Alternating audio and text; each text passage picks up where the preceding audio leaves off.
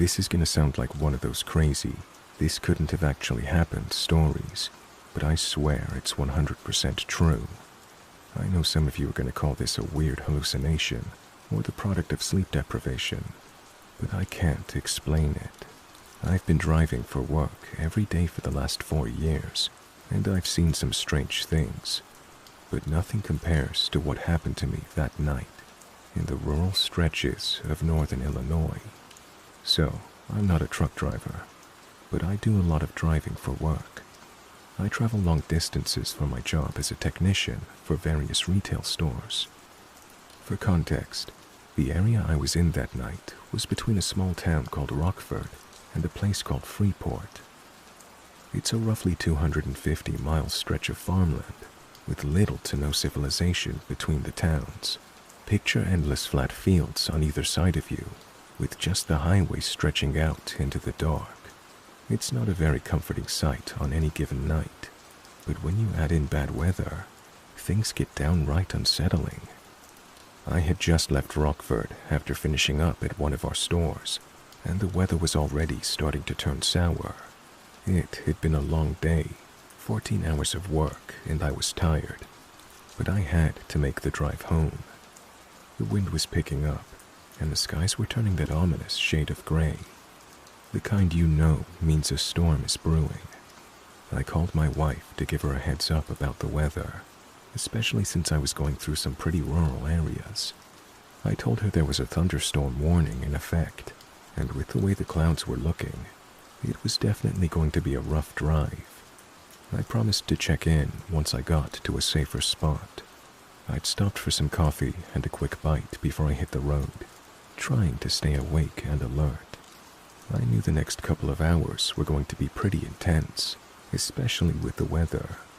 And if you've ever driven through farmland at night, well, you know it can feel like you're in the middle of nowhere, and that alone can mess with your head. Add a storm into the mix, and it gets even creepier. So, about 30 miles into the farmland, that's when the first strange thing happened. The hail started. It wasn't huge, but it was coming down fast and hard. Being a Midwest native, I've seen my fair share of storms, and when hail starts in the middle of the summer, it's never a good sign. It's usually a sign that the storm is about to intensify, and that's exactly what was happening. I pulled over to the side of the road. The wind was howling, and I could feel the truck rocking a bit. It was completely dark out here, and I couldn't see any other cars or lights, just me and the storm. I turned off the engine and rolled down the passenger window, hoping to catch a glimpse of the storm as it got closer. I had a big floodlight flashlight with me. I keep it in the truck for work, since I often have to look into industrial buildings or ceilings that need a good light source to really see. I shone the light out into the night, scanning the horizon for any sign of the storm picking up.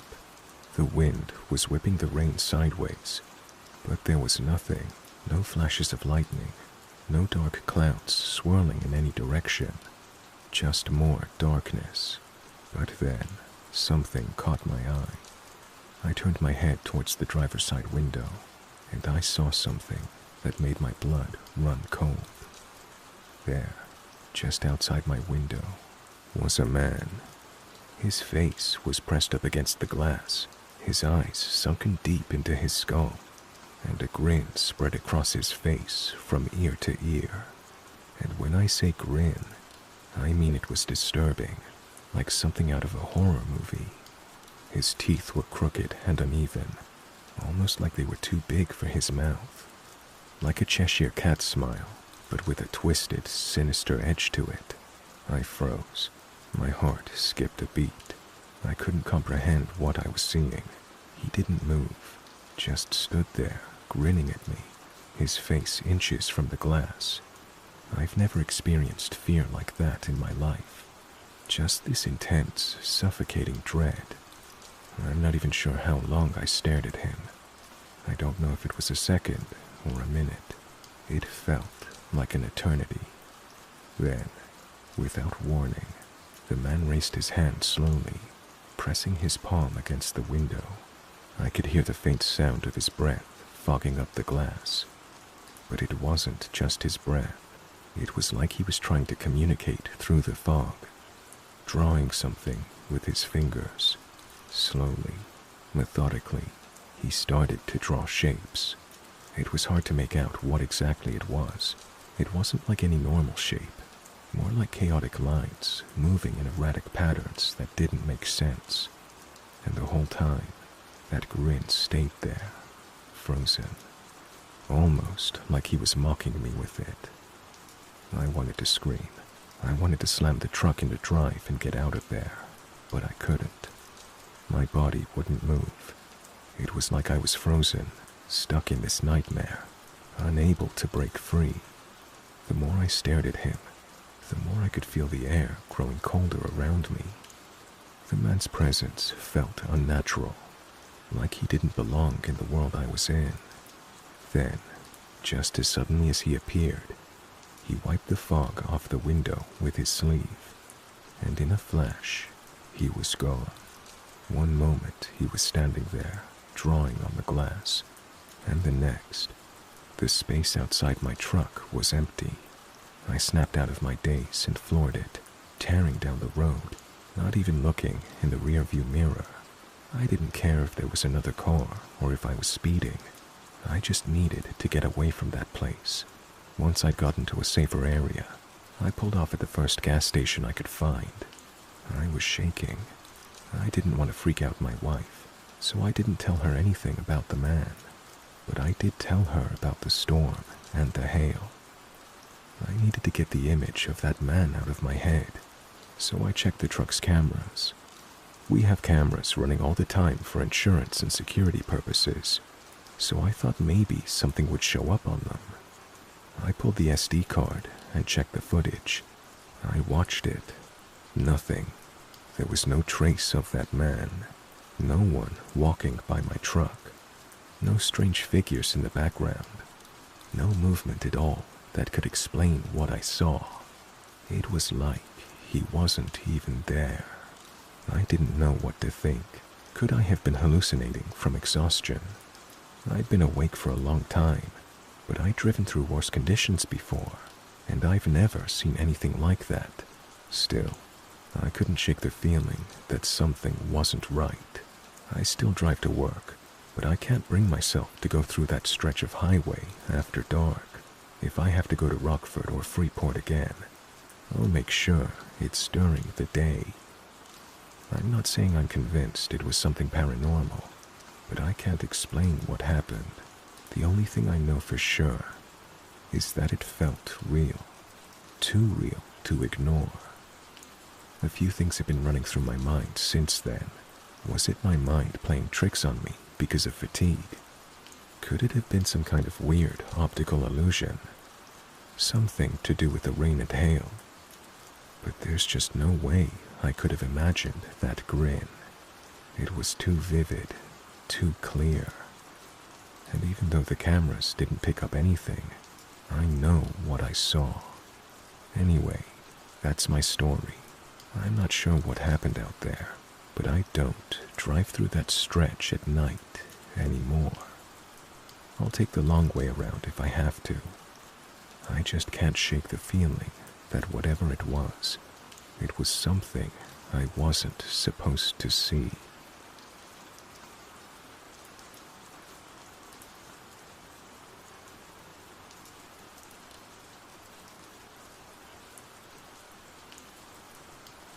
I told this story before, but one time I was driving with my girlfriend through Wisconsin on the way back home. It was really late, like 2 or 3 in the morning, and I stopped at a gas station to fill up. My GPS ended up putting me on a small highway instead of the expressway right after leaving there. But I didn't want to complicate things more, so I just followed it. My girlfriend was sleeping, so I had the radio off and drove in silence on this really dark, creepy highway. There were deer crossing signs, so I was driving extra cautious because a family friend had recently hit a deer in their truck, which did quite a number on it and also caused her to break her arm from the impact. I saw there was a pretty sharp curve coming up, so I slowed down to make it carefully. and as I'm turning, I see a figure exiting the darkness of the woods. It's a large mountain lion, with blood stained all over the front of its face. It scared the fuck out of me. I pulled up just after the turn and tried to wake my girlfriend up. I could see its large shadow make its way across the road in my rearview mirror, but by the time my girlfriend woke up, it was gone. She had lived in Wisconsin most of her life and immediately dismissed my claims that it was a mountain lion, because they're not really from that area. I told her I know what I saw, but she insisted that I was seeing things. I acted like she was probably right and continued to trip back, but I know what I saw.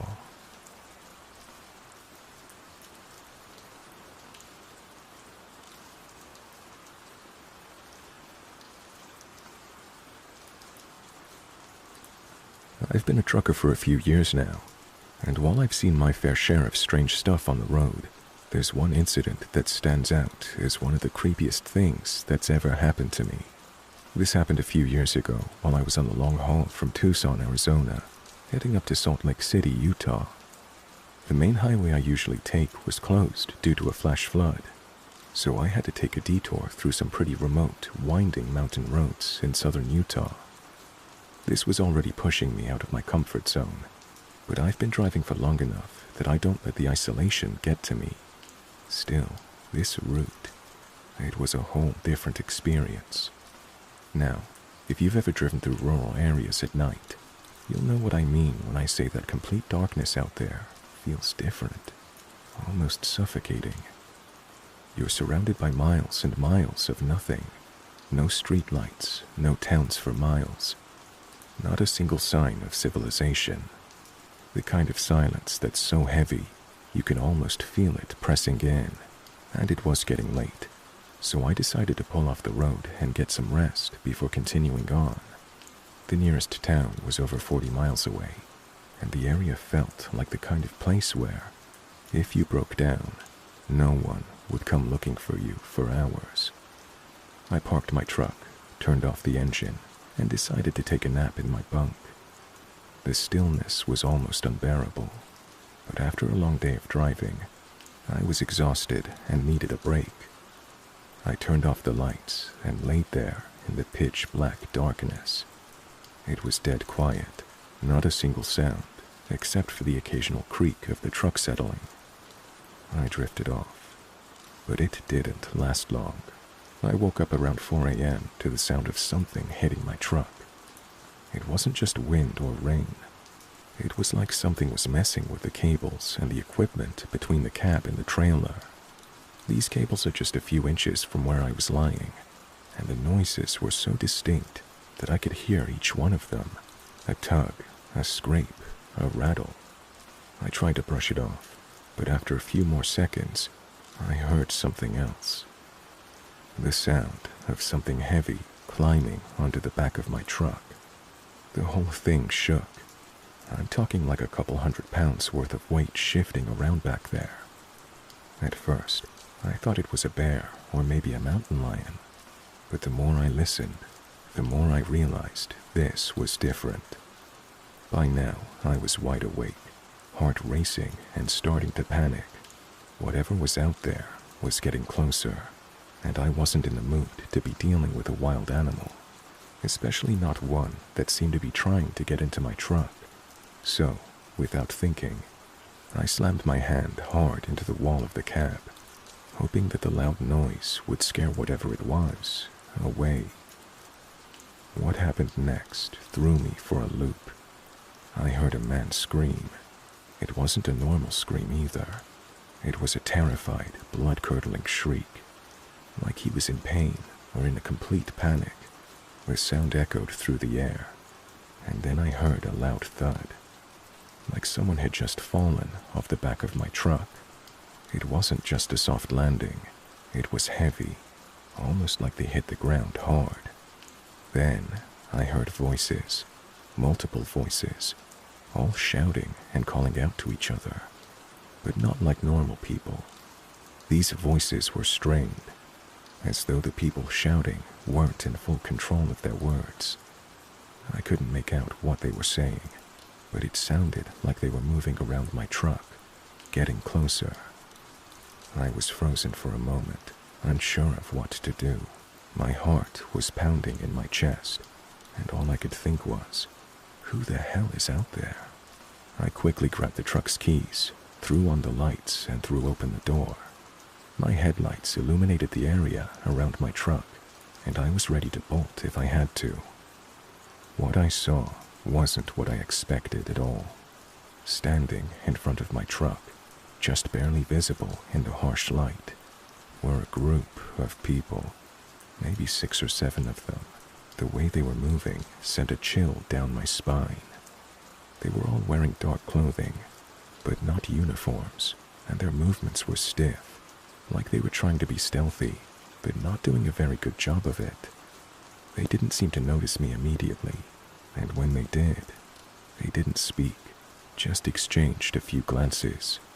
I could see that they were wearing headlamps, but they didn't seem like they were out for a hike or any normal outdoor activity. Their clothes were dirty and disheveled, and their eyes had a wild, desperate look in them. They were shuffling around, not walking, but almost dragging their feet like they were exhausted or delirious. "What the hell do you want?" I called out, trying to sound more confident than I felt. My heart was still pounding in my chest, and every part of me wanted to drive away. But I needed to know what was going on. We were told to check for abandoned vehicles, another one of them said, his voice trembling. "Secure them. Make sure no one's left behind." I blinked. "I'm not abandoned. I'm just resting." The group exchanged uncomfortable glances, and one of the women in the group stepped forward. She looked worn out, eyes wide with panic, like she hadn't slept in days. She opened her mouth to say something, but nothing came out, just a long, drawn-out breath. It was clear they weren't making much sense, and something was off about the whole situation. They were acting as though they were in some kind of trance, like they were all on edge, just barely holding it together. "You need to leave," the man who spoke earlier said again, his tone much more insistent. "Now." I had enough of this. I wasn't sticking around to figure out what was going on. I jumped back into the truck, slammed the door, and didn't waste another second. I put the truck in gear, hit the gas, and took off down the road. I drove for a few miles, heart still racing, before I stopped at the nearest truck stop to gather myself. When I told the guys at the counter about what happened, they looked at me like I was crazy. They didn't know anything about a group of people out there, and when I mentioned that they seemed like they were part of some strange drill, they just shrugged it off. I haven't seen them again, but every time I pass through that area, I get a chill down my spine. I don't know who they were or what they were doing, but that night, I'm telling you, there was something off about them, and I don't plan on ever stopping there again, unless I absolutely have to.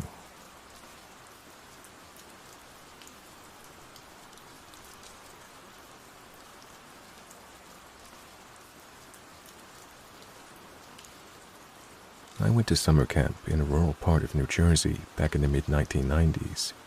The camp was situated on a long, narrow, man-made lake. One end of the lake was reserved for swimming, which we do as a group activity every other day or so. The swimming area had one long dock stretching straight out into the water, and 2 square floating docks further out. One of the 2 floating docks was a bit far away, and although I had spent a few summers at this camp at the time of this incident, I'd never seen anyone use the second dock. One day, our group of about a dozen 11-year-olds got the bright idea that we were going to swim out to the faraway dock. I would consider this to be a moderate challenge for a casual swimmer. When we reached the dock, I noticed a strange-looking spider on the ladder that you had to use to climb up. It was quite large in terms of overall footprint, probably about 2 inches from end to end, with long skinny legs. Spiders, of course, are normal critters to encounter in nature, but this one stood out to me because of its unusual appearance. After the long swim, we took a few minutes to lie on the dock and rest in the sun. It was relaxing, and we were all having a good time. We started messing around and decided to play one of our regular games, where we would all shuffle toward the corner of the dock, causing it to sink. As the corner of the dock started to sink and fill with water, suddenly hundreds of giant spiders came frantically pouring out from between the boards, swarming over and around the feet of those of us who were still standing on dry ground. This dock was theirs apparently. We all immediately began to scream and jump into the water to get away, but the spiders were in the water too, and stuck to us as we swam. I remember the feeling of them clinging to my wet hair, fleshy bodies and long squirming legs hopelessly intertwined with my own strands. Adrenaline propelled us back to the main part of the swimming area, and by the time we got there, thankfully, we were spider-free. But this is a childhood trauma that lingers with me. I had not really been afraid of spiders before, but I would say this was a major turning point. The thought of us lying on the dock in the sun, completely oblivious to the horde that was lurking just inches beneath us, creeps me out to this day.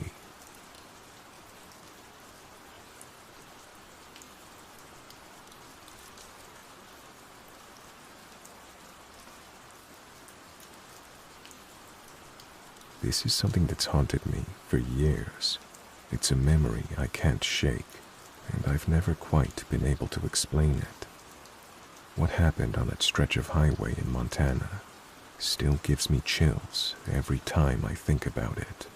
It all started when I was driving home from a work trip, taking that long, lonely stretch between Great Falls and Helena, Montana.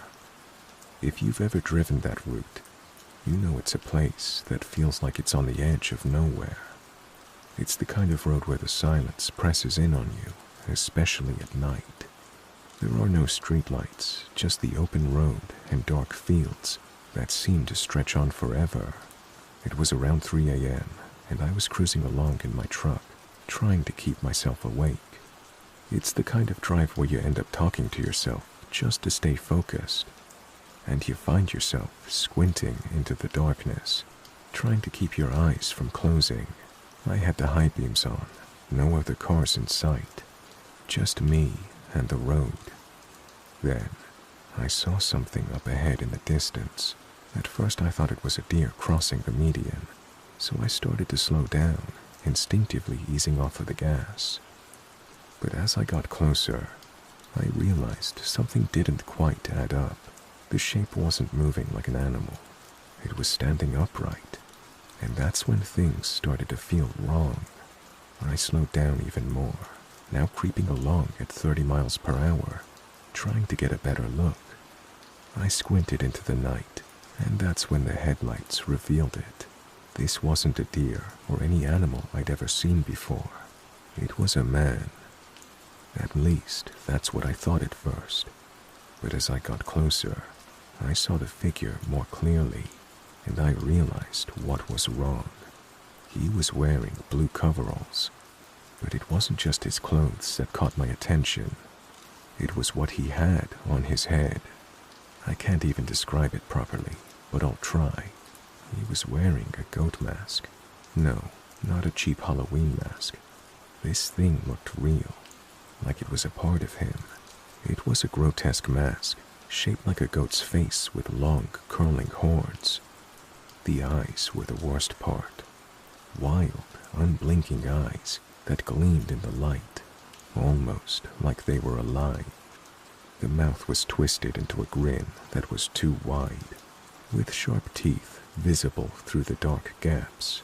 I can't even explain why, but everything about it felt wrong. My gut told me to get the hell out of there, but I couldn't take my eyes off of him. The man, if you can even call him that, was standing still, his head tilted slightly, just watching my truck as I got closer.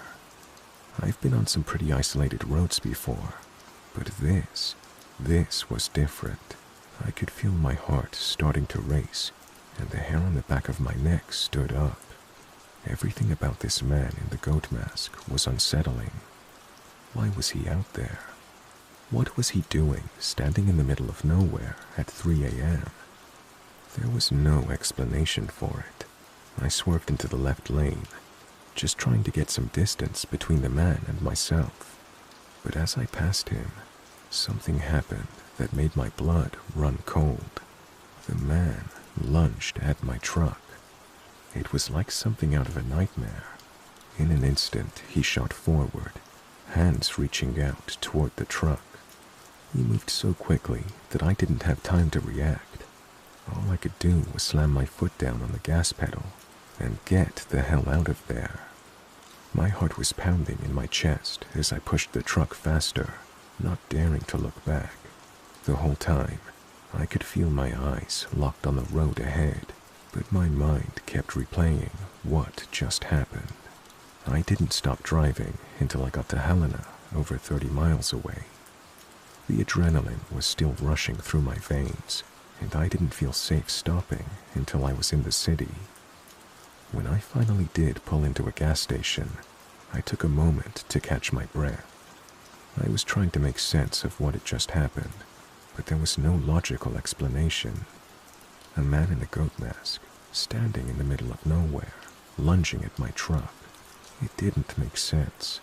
I tried to brush it off, telling myself it was just some prank, maybe a guy in a weird costume or someone trying to mess with me. But deep down, I knew something wasn't right. I couldn't shake the feeling that I'd just come face to face with something, someone that I wasn't supposed to encounter, something unnatural. In the weeks after that night, I couldn't stop thinking about it. I tried to convince myself that I'd imagined it, that it was some trick of the mind brought on by the isolation of the road. But every time I drove that stretch of highway again, especially at night, the memory would come rushing back. It was like I could feel the eyes of that mask on me, even though I wasn't looking at it. I started avoiding that stretch of road whenever I could. I wasn't scared of the dark or the isolation. I was scared of what was out there. I didn't want to run into that mask again. And I'll admit, whenever I had to drive through that part of Montana at night, I would press the gas pedal a bit harder, just to get through it faster. I've asked myself about it over and over again. What was that guy doing out there? Why was he standing in the middle of the road wearing a goat mask? What did he want from me? Was it a prank? Or was there something more sinister going on? I don't know. And to be honest, I'm not sure I want to know. I've shared this story with a few people, but most of them just dismiss it as a weird encounter or something that my mind made up. But I'll tell you this, there was something about that night, something in the air, something in the way that man moved that makes me think it wasn't just a trick of the mind. Something happened out there, and I can't explain it. I'm not one to jump to conclusions, but every time I pass that stretch of road, I can't help but think about the man with the goat mask. I don't know what he was or what he wanted, but I do know one thing. I'll never forget the look in his eyes, and I'll never feel safe driving that road again at night.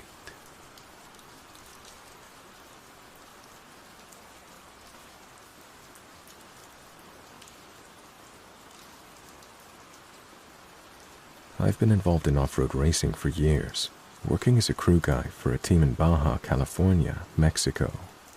It's a job that gets you into all kinds of crazy situations, and let's be honest, it's not the safest job in the world.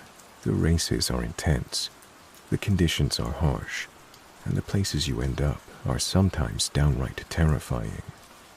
But out of all the wild moments I've had, there's one night that still haunts me to this day, and it's something I've never been able to explain. This happened a couple of years ago, during one of those late-night drives down the dirt roads of Baja. A buddy of mine and I were heading south along the Sea of Cortez doing a long stretch of road to Gonzaga, which, let me tell you, is in the middle of absolute nowhere. If you've ever been there, you'll know exactly what I mean. There's no civilization for miles, just endless desert, the ocean, and the occasional cactus. It was a 4-hour drive down a mostly deserted dirt road, and the only thing you have to worry about were the random locals who used the road to test their rigs late at night. Anyway, we were cruising down the road at a decent pace, trying to keep our truck steady over the uneven terrain. It was dark, pitch black really, except for the faint glow of the stars above and the occasional flash of light from our headlights. We were enjoying the peace and quiet, joking around and keeping ourselves awake when, out of nowhere, we noticed headlights in our rearview mirror. At first, I didn't think much of it. It's not unusual to see another vehicle on this road, especially at night. But then, the lights kept getting closer, and the car was tailing us faster than I was comfortable with. We'd already been on the road for a couple of hours, and it was getting late, so I figured this guy was probably just another local or tourist, racing to test his rig or blowing off steam. But then I noticed something strange. The lights coming up behind us weren't just regular headlights. They had this extra intensity to them, like the guy had some heavy-duty bar-mounted lights on top of his vehicle, which can be incredibly bright, especially on a dark road like this one, and those lights were blinding us. I could barely see the road ahead, and we were on a dangerous stretch, with sharp turns and cliffs near the sea. So, I did what any reasonable person would do. I tried to get this guy's attention. I waved my hand out of the window, signaling him to turn his lights down or move over. But he didn't budge. He just kept tailing us, the lights staying on full blast. At this point, I was getting frustrated.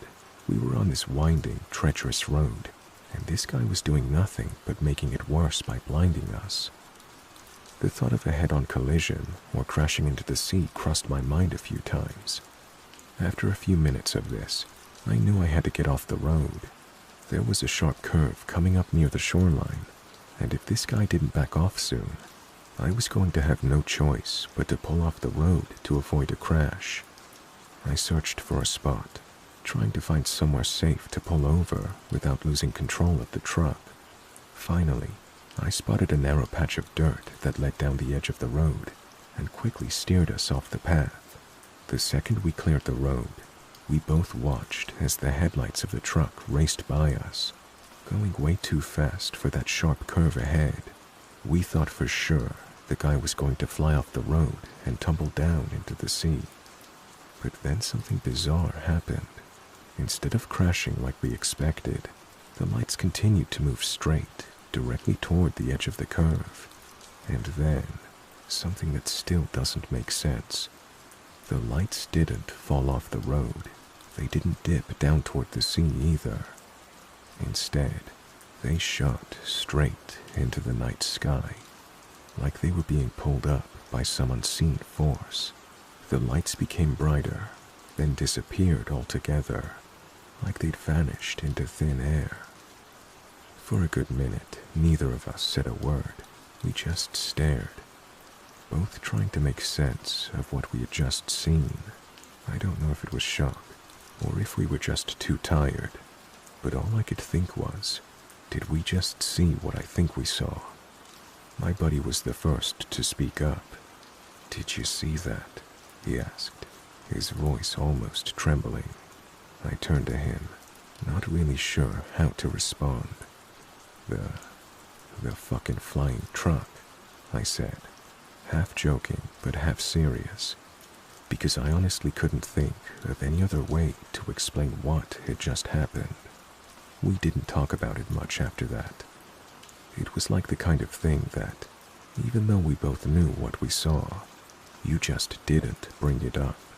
It didn't make sense. It couldn't have been real.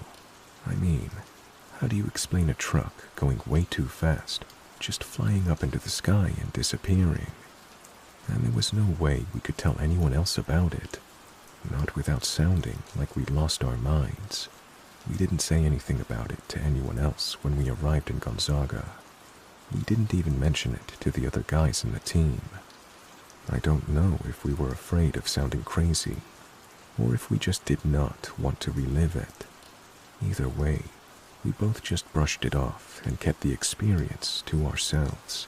But even now, years later, I can't get that image out of my head. I don't know what happened that night. Maybe it was a trick of the light, or maybe the guy was just hauling gas and did something crazy with his lights. But I can't help but think that there's no logical explanation for what we saw. We were wide awake, we were sober, and we both saw the same thing. That truck didn't just disappear, it flew. I don't know if it was some kind of freak accident or something more supernatural, but it's something I can't shake. So, to anyone driving down that stretch of road in Baja late at night, watch the skies. You never know what you might see. I'm not saying it's a flying truck or anything like that, but after that night, I can't help but wonder what else is out there.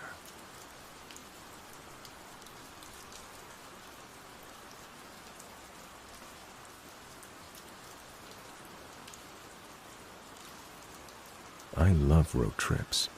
There's nothing more delightful to me than to get up an hour before sunrise and hit the road to a destination some hundreds of miles distant. However, there are occurrences in the wee hours when time gets thin and reality blurs around the edges. I'd like to share 3 of these stories that all share a phenomenon I've come to call the screaming between. The first was during my move from North Carolina to California. I made it in a 4-day blitz across the continental U.S., which I was pretty proud of.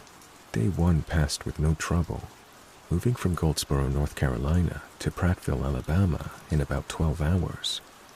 Day 2, I got all the way from Prattville to Baton Rouge, and I knocked off early to enjoy some beignets and gumbo. Day 3 was the day I heard it. It was about 4 in the afternoon, with a relatively clear day all around me.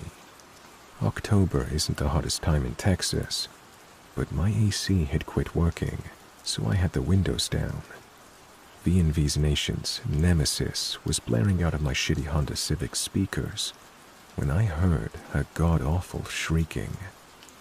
It was like the sound of a big sheet of steel being torn lengthwise. In a panic, I turn off into a small pullout on the side of the I-10, and before I can even figure out what's going on, rain is hitting the car. A couple drops, then a torrent, and just ahead of me, where the road dips a bit, I see a runnel of water start. I look to my left, down to the south, and this massive thunderhead is pulling from behind a butte, and this wall of water is starting to pour across the road. I've never seen anything like it before, and I was stranded there a good 40 minutes as this flash flood poured not 20 feet ahead of my car across the road. The next time was a road trip to Idaho. From my new home in the Mojave, I took the route up through Nevada via Amboy and Vegas, figuring I could do the trip in about a day since the GPS predicted a 12 to 13 hour drive. The snow was starting to come down, as this was a Christmas trip, my favorite time of year to take journeys, visiting family and friends. I'd gotten roughly halfway there, around the town of Wells. It's honestly a bunch of truck stops and hotels, more of a stopover than a real town, and I was starting to get drowsy. I'd taken longer than expected due to a major traffic holdup a few hours before, and it was already pitch black around 11:30 p.m. I just rolled down the window to let a blast of cool air reinvigorate me when I heard it, that same horrifying shriek of sound. I jerked the wheel reflexively and skidded off the road. At exactly that moment, an oncoming semi drifted right into the lane I'd been in. The last story is another Christmas road trip. This time I was going from the Mojave all the way to Illinois, and just my luck, a winter storm comes tearing along the I-70, just as I'm getting on it during day 2 of my trip. It was insane. It had gone from a slightly snowy but mostly clear day in Utah to near whiteout conditions in under an hour. Now, I'm perfectly comfortable driving in the snow, and my SUV had its snow chains and 4-wheel drive in good condition. I'd replaced the Honda Civic a while back, so I figure I can keep going a few more hours at least. Then, of course, I hear it. That infernal hell shriek of sound. This time, I could swear I heard it saying 13 as it screamed through the winter snow. By this time, I'm entirely out of fucks to give when it comes to that screaming, so I hit the next exit and ducked into a hotel, even though it was only 7 p.m. and I'd been on the road less than 9 hours. The next day, as I'm driving, I counted 12 vehicles on the sides of the road, overturned and wrecked, each one with massive gashes in the sides of the vehicles, like they'd been peeled back by some horrible force. I still love road trips, but part of me is always listening for that screaming when I'm between towns.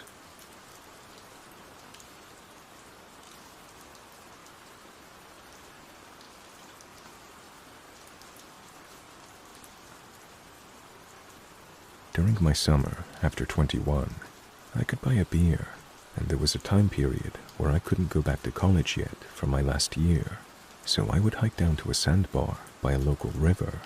I'd hang out, read, drink a beer or two, and get a little sun so I didn't look straight up like Gollum.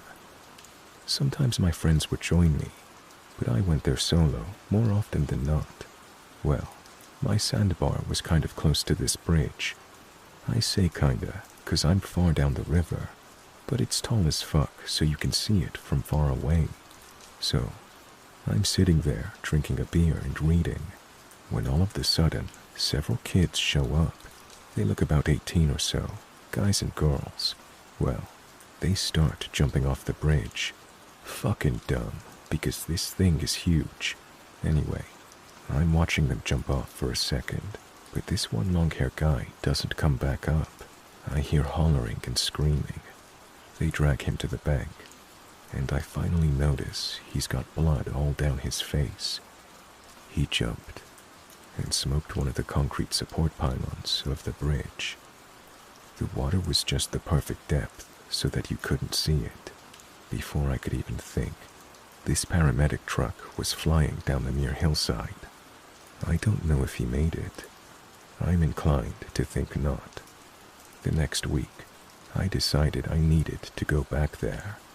I hoped the guy was okay, but at the same time, I didn't want my last time there to be that.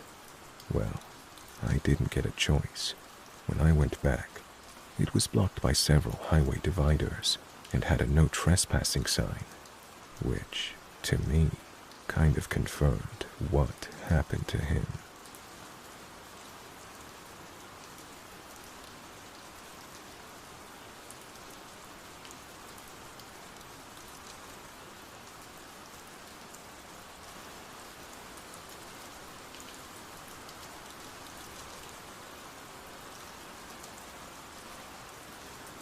This happened to me about 5 years ago when I was living in a small rural town that might as well have been in the middle of nowhere. This town was the kind where everyone knew each other, but also where everyone knew your business if you weren't careful. It's not the kind of place you'd expect anything exciting to happen, but of course, that's never the case. So, there I was, 11 p.m. on a random weekday night, walking to my friend Jacob's house. The town was quiet, and the night was pitch black. No stars, just an occasional streetlight flickering here and there. The road I was walking on was lined with old, dilapidated houses that looked like they'd been abandoned for years. The whole area felt like it was stuck in time, isolated and strange. I was about halfway to Jacob's place when I walked by this old warehouse. It was on the outskirts of town, near the edge of a road that didn't see much traffic at all. The building looked like it hadn't been used in decades. Its windows were cracked, the paint was peeling, and the whole place was overgrown with weeds. A rusted sign barely hung above the entrance, but I could just make out the words, "Metalwork Supplies." Now, I don't know why, but something about this warehouse has always unnerved me. The vibe around it was just wrong. I had no idea who owned it, or if it even had an owner. But I'd never seen anyone going in or out. It was one of those places that people avoided, even though it wasn't really in anyone's way. So, as I'm walking past that warehouse that night, I hear this noise coming from inside. At first, I thought it was just the wind or maybe a stray animal. But then, the sound became louder, more mechanical, almost like a clang, a bang. It didn't sound like any animal I knew, and it didn't sound like the wind either. I should have just kept walking, but I was curious, too curious for my own good. I slowed down, straining to see if I could make out what was going on inside the dark building. The air was thick with the smell of rust and old metal, and there was an eerie silence between those strange sounds. Suddenly, I heard the sound of a car engine starting up. It came from the side of the warehouse, just out of sight. My heart skipped a beat. What kind of car would be out there at this hour? I could see the faint glow of headlights moving slowly around the side of the building. Whoever it was, they were deliberately keeping quiet. Then, two men, massive, broad-shouldered guys, emerged from the shadows. They were dressed in all black, moving carefully, as though they were trying not to draw attention to themselves. They were carrying something between them, wrapped in what looked like an old tarp. It was heavy, too heavy to just be tools or scrap metal. It was clearly a large object, bulky, like they were smuggling something. At first, I didn't move. I just stood there in the dark, frozen. I couldn't make sense of what I was seeing. Why was someone carrying a giant, mysterious package out of a rundown warehouse in the middle of nowhere? I mean, who even was that? What were they up to? Then it happened. One of them glanced over and saw me. His eyes locked onto mine, and for a split second, everything in my body screamed at me to turn around and run. But I was paralyzed. Why was I still standing here? "Hey," the guy shouted. That was enough. I snapped out of my stupor and booked it. I ran faster than I thought I ever could, my legs pumping and my heart racing. I could hear the engine roar to life behind me, the tires screeching on the gravel as the car sped off, its headlights cutting through the darkness. I don't even know how long I ran for. Maybe 2 minutes, maybe 3. My breath was ragged. My legs were burning, but I didn't dare stop. I had no idea if they were following me, but I wasn't about to take any chances. Finally, I glanced back. Nothing. The car was gone. I slowed down, my chest heaving as I struggled to catch my breath. The adrenaline was still rushing through me, but the immediate danger seemed to have passed. I had no idea what was happening or why, but all I knew was that I needed to get the hell out of there. I kept walking, my heart still pounding in my ears, my thoughts racing. But as I passed a row of overgrown shrubs, I saw it, the same car from before. It was driving incredibly slowly now, like they were searching for something or someone. The car crept past me, its windows rolled down, the low rumble of the engine echoing in the silence. I didn't move a muscle. My heart stopped for a second as I instinctively crouched down behind the bushes, praying they wouldn't spot me. I could hear the car slowing to a crawl, the sound of tires on gravel, the faint murmur of the engine as they scanned the area. My stomach turned, and I held my breath, afraid that if I made a single noise, they'd come right after me. The car drove past. I stayed still, not daring to move until I was sure they were gone. When I finally dared to peek out from behind the bushes, the car was nowhere to be seen. I waited a full 10 minutes before I got up and started walking again. My legs still shaky from the sprint. I made it to Jacob's house without any further incident. I didn't tell him what happened at first. I wasn't sure if it was a real threat or if I was just being paranoid. He noticed that I was out of breath and a bit off, but I just brushed it off as a weird walk. He let me stay the night, and I was grateful for the safe refuge. But the next morning, I had to walk back home. The whole time, I kept thinking about what I'd witnessed. It didn't make sense. The car, the men, the way they were moving so carefully. It was all wrong. As I walked past the warehouse again, my heart dropped into my stomach.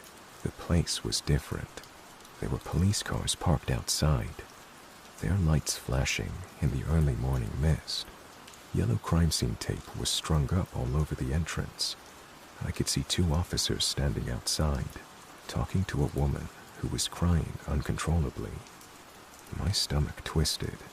I hadn't realized it at the time, but those guys I had seen last night, I'd been standing right there, watching them. I didn't stick around. I turned around quickly and left before anyone could ask me questions.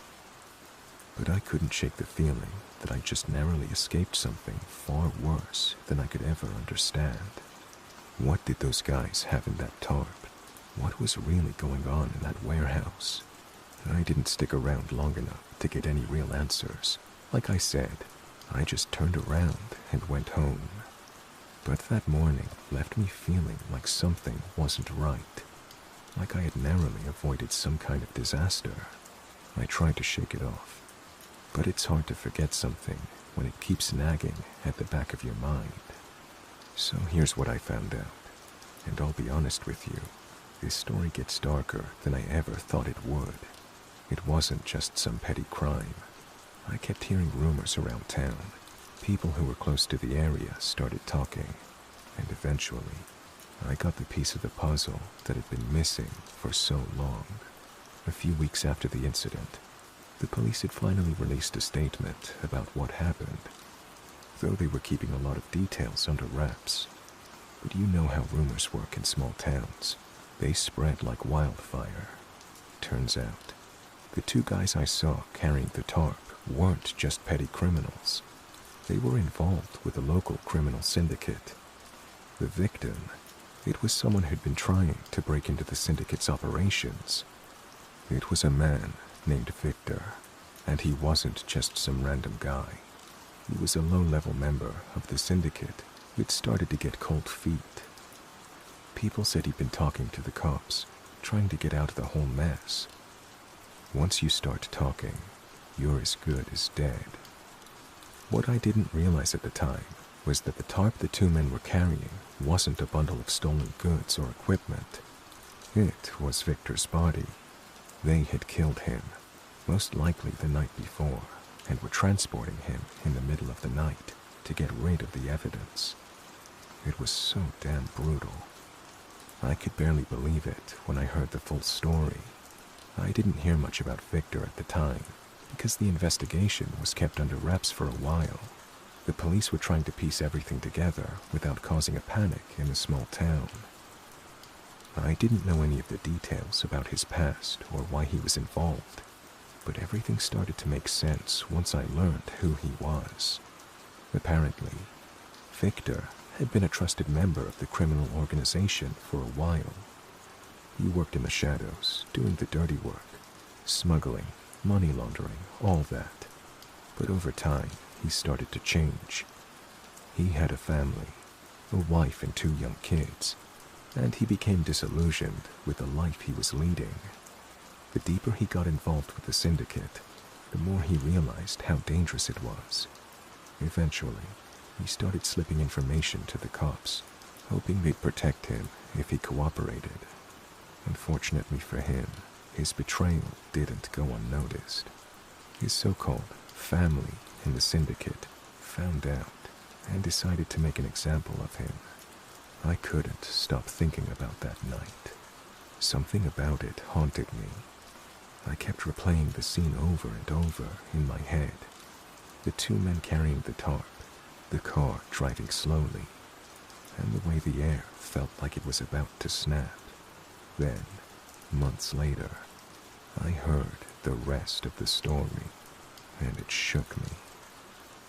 One night, after the whole thing had started to die down, the police finally made an arrest. It wasn't the two guys I'd seen at the warehouse that night, though. Those two were part of a much bigger network, and they managed to escape the law for a while. But eventually, they were caught in a sting operation. The man who got arrested was Carlos, a mid-level operator in the syndicate who'd been working with Victor for years. Carlos was the one who arranged for Victor's death. He had orchestrated everything. From the moment Victor started talking to the police, to the moment they decided to silence him for good. Carlos wasn't the one in the car with the tarp that night, but he was the one who ordered it. And when they arrested him, the police uncovered something horrifying. There were other bodies. This wasn't just about one man. It was about a long string of disappearances. It turns out that the warehouse wasn't just a place for the syndicates to stash things. It was used for all kinds of illegal activity. They had been operating in the town for years, pulling in people from all over. The criminal organization wasn't just local. It had connections to some of the bigger, scarier syndicates operating across the country. The whole thing went much deeper than I realized. Victor wasn't the only one to suffer because of the organization. The police found multiple missing persons linked to the same group, all tied to the syndicate's operations in the region. There were whispers about how they'd been silencing people for years, using intimidation, violence, and fear to keep their secrets. Victor's death was a warning to anyone who might consider crossing them. His betrayal cost him his life, and it cost his family everything. His wife and kids were left behind to pick up the pieces, and as tragic as that is, his death did have kind of a twisted justice. After Victor's murder, the investigation into the syndicate intensified, and things began to unravel. Here's the thing. I never found out what really happened to those two men I saw carrying the tarp. I've asked around, and it's been suggested that they may have had something to do with the cleanup operations for the syndicate, but no one's been able to confirm whether they were the ones directly responsible for Victor's death. After all, in criminal organizations like that, people tend to get lost in the shuffle. Their roles never truly revealed. The most chilling part, some of the officers working on the case later admitted that they had suspicions about certain people within the force being involved with the syndicate. The web of corruption and crime ran deeper than anyone realized, and no one was ever truly safe. In the end, I learned something that still sticks with me to this day. Sometimes, the most innocent things, like taking a walk at night, can lead you into situations you've never imagined. I didn't realize what I was seeing at the time, but if I hadn't been in the wrong place at the wrong time, I wouldn't have witnessed Victor's last moments, or even realized the depth of the darkness that had been quietly simmering in our town for years. And to this day, I can't shake the image of that tarp. That was Victor. And this all went down in my small town.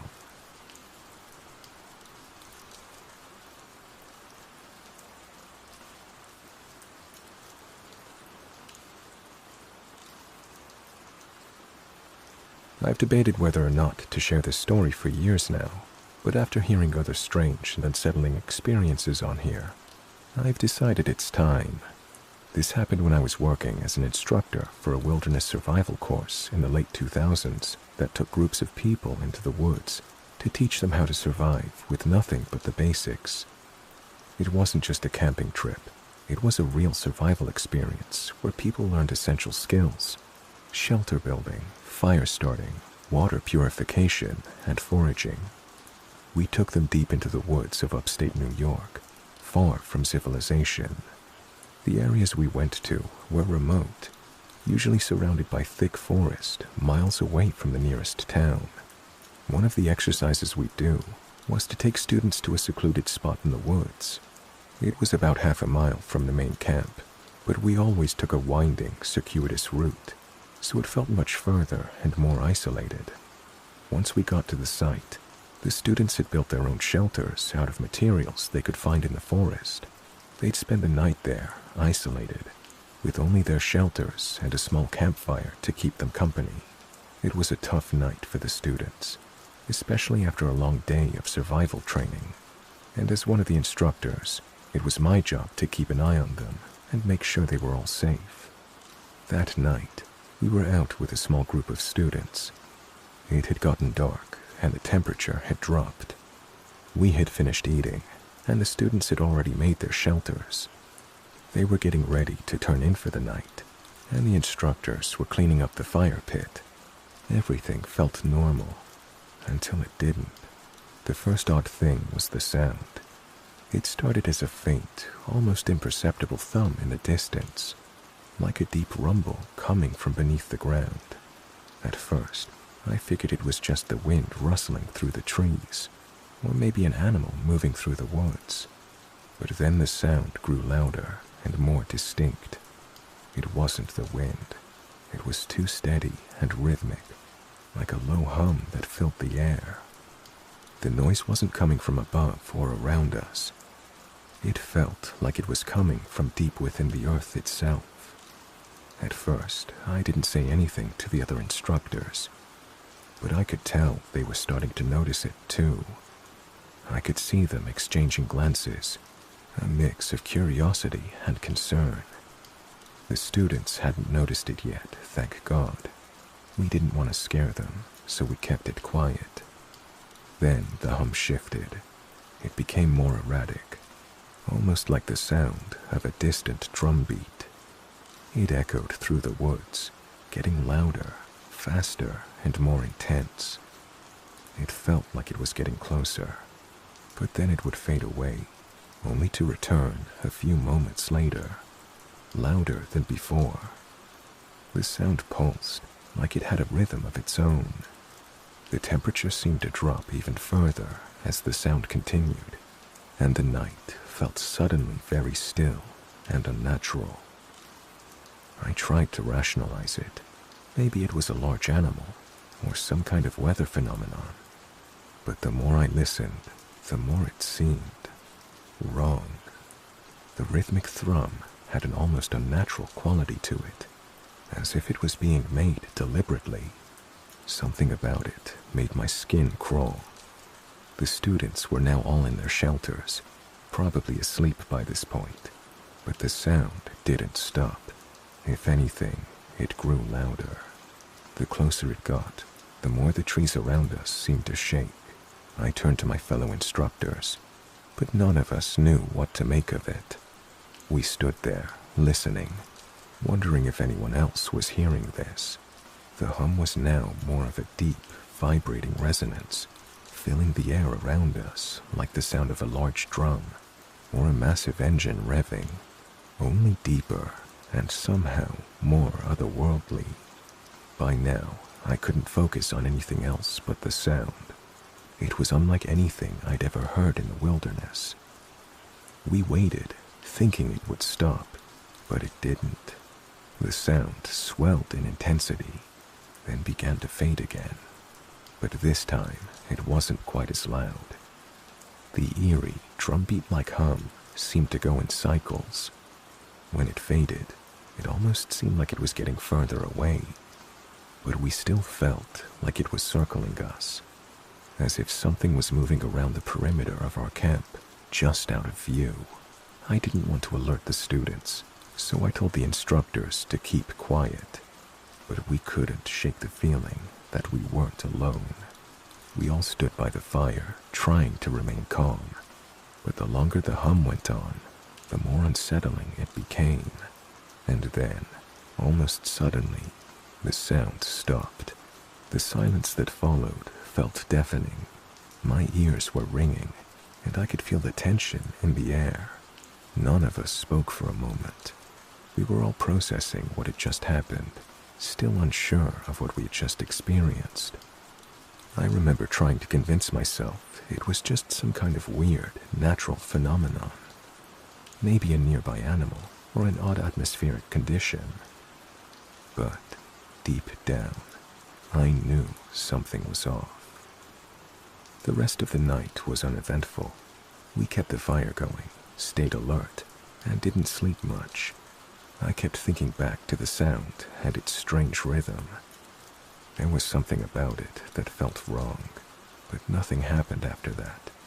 The students slept through it, and the next morning we packed up and returned to the main camp.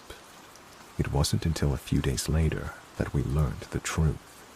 One of the other instructors, who had a friend in a nearby town, overheard a conversation about a strange event that had occurred just a few days before our wilderness trip.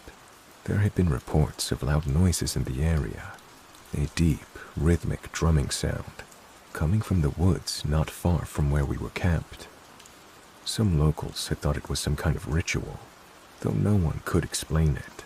They said it was tied to a group that had gathered in the woods that night. The details were vague, but after hearing this, it all clicked. The hum, the rhythmic drumming, it had to be connected to that group. As it turned out, there had been a large gathering in the woods not far from where we were camped. A rally. The gathering was kept quiet, and the police hadn't released much information about it. But some people in the area had recognized it for what it was. It was an extremist group meeting, and the drumming and hum we heard, that was part of their ritualistic practices. The sounds we heard were the echoes of a dark gathering that we unknowingly camped right next to. It made sense now. The sound of the deep hum and the way it moved and pulsed through the woods. It was all tied to that gathering, and we had unwittingly been caught in its wake. I later learned that that particular group performed animal sacrifices, amongst other disturbing practices. It was chilling. Not much scares me out in the woods, except other human beings.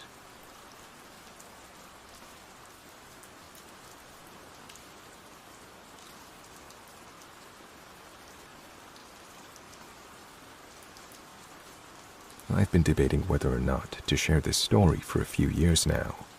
It's one of those things that, if I told anyone, they'd think I was insane. But here I am, hoping maybe someone out there might believe me, or at least understand the unease that still gnaws at me to this day. This happened a long time ago, around 12 years ago, and I still remember it vividly. To give you some context, I grew up in a quiet suburban neighborhood on the outskirts of a small town in the Midwest, the kind of place where everyone knows everyone's business, and kids play outside until it gets dark. My best friend, Sam, and I were typical teenagers, not interested in the drama of high school, but more in the mystery of the world around us. We often spent our time exploring the town, looking for strange places, and trying to uncover stories that no one else seemed to know. Our neighborhood was small, only about 20 homes in total, but it bordered a massive stretch of forest that seemed to go on forever. Most people avoided the woods, preferring to stay on the well-lit streets or their manicured lawns, but Sam and I weren't like that. We had a different mindset. The woods called to us. There was something about that dense, dark forest, with its winding paths and thick foliage, that stirred our curiosity. We'd wander into the woods at night, sometimes with flashlights, other times without, just to see what we could find. And on occasion, we'd push our boundaries, walking deeper into the trees than anyone else would dare go. Now, here's where it gets weird. I'm not saying I'm some kind of paranormal expert, but what happened that night was beyond anything I could have imagined. I still can't explain it. I don't know if I ever will. So, on the night in question, Sam and I had decided to go for one of our late-night walks through the woods. It was around midnight, and there was a full moon, casting an eerie glow over the trees. The light cut through the thick branches, creating long, shadowy figures that seemed to twist and move in the corner of my vision. The air was thick with moisture, and the smell of wet earth hung heavy. It was one of those nights where everything felt just a little off, but you couldn't put your finger on why. We were walking along a well-known path when we noticed something strange. There was a light up ahead. It wasn't the usual streetlight glow or the dim light of a distant house. This was a warm, yellowish glow, almost like candlelight, coming from deep within the woods. The light flickered, like it was being carried by someone, but there was no sound, no footsteps, no rustling of leaves. Just the light. We paused and stared at it for a moment, unsure of what we were seeing. Sam squinted into the distance, his expression uncertain. "What do you think it is?" he asked. "I don't know," I replied, "but we should check it out. Maybe someone's out here." We both shrugged and continued walking toward it, our curiosity getting the better of us. As we got closer, the glow seemed to grow brighter, and that's when we saw him. At first, it was just a figure standing there near a clearing. But as we drew nearer, I realized it was a man. He was tall, wearing old-fashioned clothes, a kind of patched-up coat with a tattered brimmed hat, and boots that looked like they hadn't been cleaned in decades. His clothes were faded and worn, like they had been in the woods for a long time, but his posture was straight and rigid. He wasn't moving, just standing there, as if waiting for something. His face was partially hidden in the shadows, but I could make out the outline of his features. His skin was pale, almost ghostly white, and there was something unsettling about the way his hands hung by his sides. Thin, bony fingers that seemed to twitch every so often. He was staring intently at something on the ground, almost as if in deep thought. The closer we got, the more I noticed how still everything seemed. The wind had stopped, and the usual rustling of the trees had fallen silent. Even the distant sounds of crickets had ceased. It was like the entire world was holding its breath. I remember feeling an odd sense of unease, like something wasn't right. My stomach tightened, and the hairs on the back of my neck stood up. I nudged Sam and whispered, "Do you see him?" Sam nodded, but didn't say anything, his expression tightening. At that moment, the man slowly turned towards us. His movement was unnaturally slow, as if he were trying to take his time, savoring the moment. And when he fully faced us, I almost wish he hadn't. His eyes, their blackness hit me like a punch to the gut. His eyes were completely black, no whites, just two endless voids, the kind of black that swallowed everything around it, leaving only darkness. It was as if his eyes had no depth, no soul behind them, just emptiness. The way he looked at us was cold, calculating, and piercing. It felt like he was staring right into my very soul. In the split second that our gazes met, everything about the world around us felt wrong.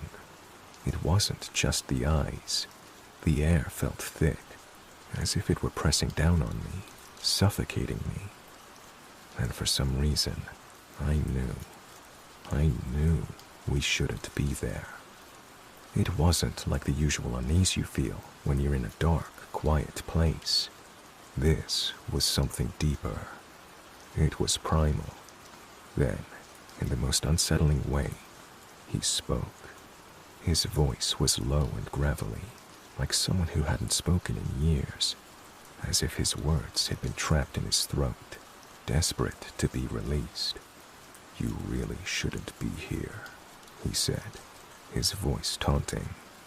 My heart was pounding in my chest. Every instinct screamed at me to run, but I couldn't move. My body was frozen in place, as if the man's eyes had put me under some kind of trance. Sam, on the other hand, wasn't frozen. He wasn't standing there like I was.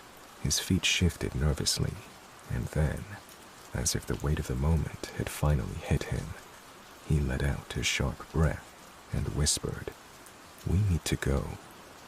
That was all it took. His words broke the spell that seemed to hold me in place. I grabbed his arm, and without a word, we turned around and ran. I've never run so fast in my life. We didn't look back. We didn't stop to breathe or check if the man was following us. We just ran. The sound of our feet crashing against the forest floor seemed to echo in the stillness. But everything else was eerily quiet, as if the woods were holding their breath too. The further we got from the clearing, the more my chest tightened, the more my fear grew. It felt like something was chasing us. Not a sound, not a movement, but something was out there, watching, waiting for us to falter. I don't know how long we ran, but when we finally broke free from the edge of the forest and reached the street, it was like the weight of the world lifted from my shoulders. We didn't stop until we were safely inside my house, locked behind the door. I stood there, trying to catch my breath, while Sam paced back and forth, his hands running through his hair. His face was pale, and his eyes were wide. He couldn't stop looking out the window, as if he expected the man to be standing in the yard, watching us. Finally, Sam turned to me, his voice shaky. "Did you see his eyes?" I nodded. I saw them. They were black, completely black. There was nothing behind them, just emptiness. For a long time, neither of us said anything. We didn't have to. We both knew that what we'd encountered wasn't something we could explain. We didn't want to talk about it the next day, or the day after. But I could tell that something inside of us had changed. The woods no longer felt like a place of adventure. It felt like something else, something far older and far darker than we could ever understand. We never went back to those woods again, not even when the curiosity gnawed at us, urging us to find answers. There was something about that man, something wrong, something we couldn't explain. We tried to tell ourselves it was just a weird encounter, a trick of the light, maybe even a hallucination. But deep down, we knew the truth. That man, whatever he was, had been waiting for us. There's a saying in our town that goes, "The woods have their own secrets.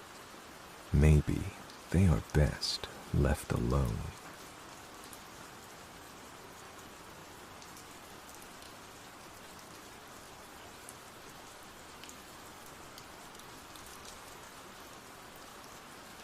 Okay, so I've been on the road for a while now.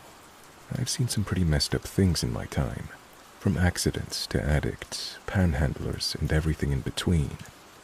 The kind of stuff you don't even want to think about while you're trying to make it to the next town. But there's one story from a few years back that still gives me the chills whenever I think about it. It all happened on one of those long stretches through Kansas, the kind of road that seems to go on forever, with nothing but flat land, little towns, and just the emptiness in between. It was a night like any other. I had been driving all day, and I was well into the night shift. The headlights of my truck cut through the darkness, but outside of the faint glow from my cabin, all I could see was the black nothingness of the Kansas landscape. I've driven through this area many times before, so I was used to the isolation. But this time, something felt off. There's this stretch of I-70 in Kansas that feels like it goes on forever, and I've driven it at least a dozen times. The road's mostly flat, with barely any lights or signs of life. Just a few small towns every 30 miles or so, and then nothing. I'd been on the road for several hours, and I was feeling the fatigue start to set in. I'd seen a few trucks go by earlier, but it was quiet now. So quiet, I could almost hear the hum of my engine in my ears. Around 2 a.m., I noticed a beat-up old car. It wasn't anything special, a faded, rusted sedan, the kind of car you see on the side of the road with a "free" sign on it. But it was out of place here in the middle of nowhere. No one else was on the road, and yet, this car appeared out of nowhere, headlights flickering as it came up behind me. I didn't think much of it at first, just another car, probably someone else who'd been out driving too long. But as I got closer, I saw something strange. The people in the front of the car were staring unblinkingly at me. They weren't just glancing in my direction, they were staring with this unnerving intensity. Now, I've been on the road long enough to know that sometimes you'll see the same vehicle a couple of times, especially if there aren't many cars out there. But this was different. This wasn't just a normal pass. I could see them turning their heads to follow me, even as the driver should have been paying attention to the road. He was staring at me again. It wasn't curiosity. He was studying me, and both of their stares were very unsettling, and they made a serious pit form in my stomach. A few minutes passed, and I thought I was just imagining things. Maybe I was getting too tired. But then, a few minutes later, the same car passed me again. How? There was no way it could have pulled off anywhere. There wasn't a rest area for miles, and the car had just gone by me. But here it was, coming up behind me again, the figures still staring out of the windows. I tried not to panic, but this time, I knew something was off. I was starting to feel like I was being followed, like they were watching me on purpose. Every time they passed, it was the same. No sign of them stopping anywhere, no sign of them pulling over. Just this weird, eerie, repeated loop. Now, I've seen strange things on the road before, but this was different. I tried to ignore it, tell myself I was just tired, but as I kept driving, the car kept showing up.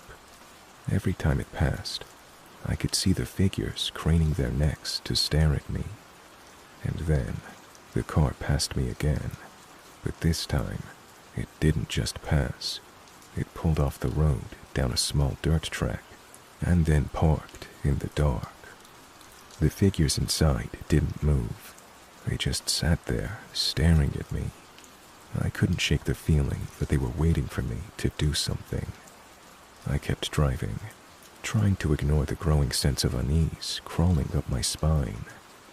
It was one of those moments where you wonder if you're overreacting, if maybe it's all in your head.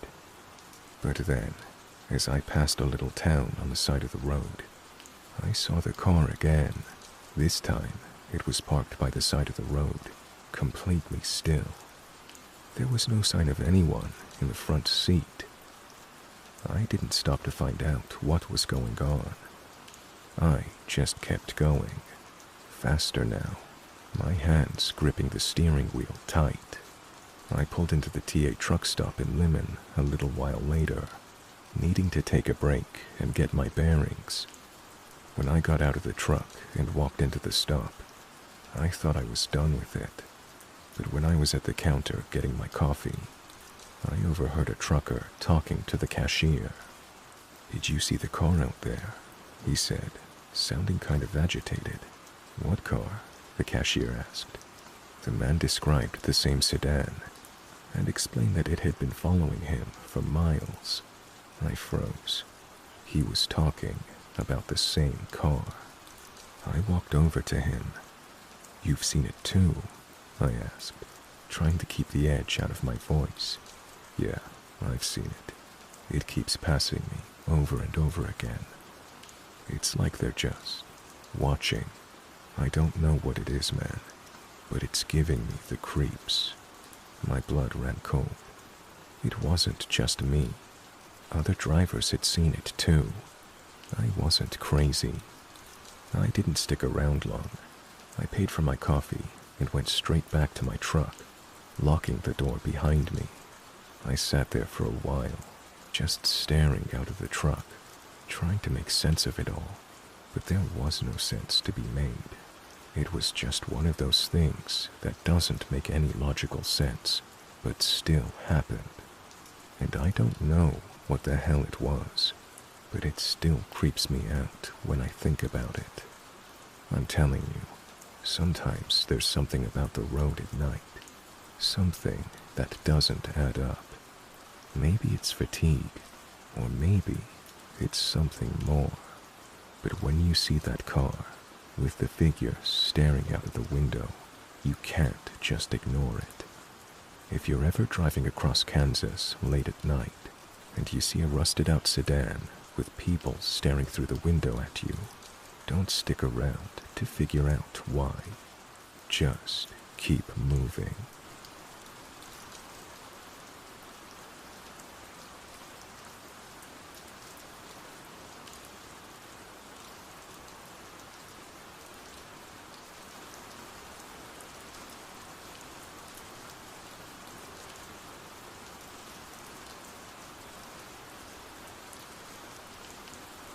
This encounter was, and still is, significantly creepier and more terrifying than anything else I've experienced so far in my life. It still haunts my thoughts anytime I go back to the place where this occurred, and leaves me feeling afraid and skeptical of any stranger I meet. So, here goes. To give you some information about the incident, it was on this past Earth Day. My best friend and I, Des, decided it would be a fun and cliché idea to go to a local skate park in our area, which we go to often, and hike, smoke some weed, go on our favorite trails. This is something we do fairly often. I've always felt safe there, and nothing has ever happened to make me concerned for my safety. Until fucking Earth Day. Des and I are driving around the park, which is fairly large, and there are countless numbers of trails to choose from, all with varying degrees of privacy. Some are busy, while some are practically secluded.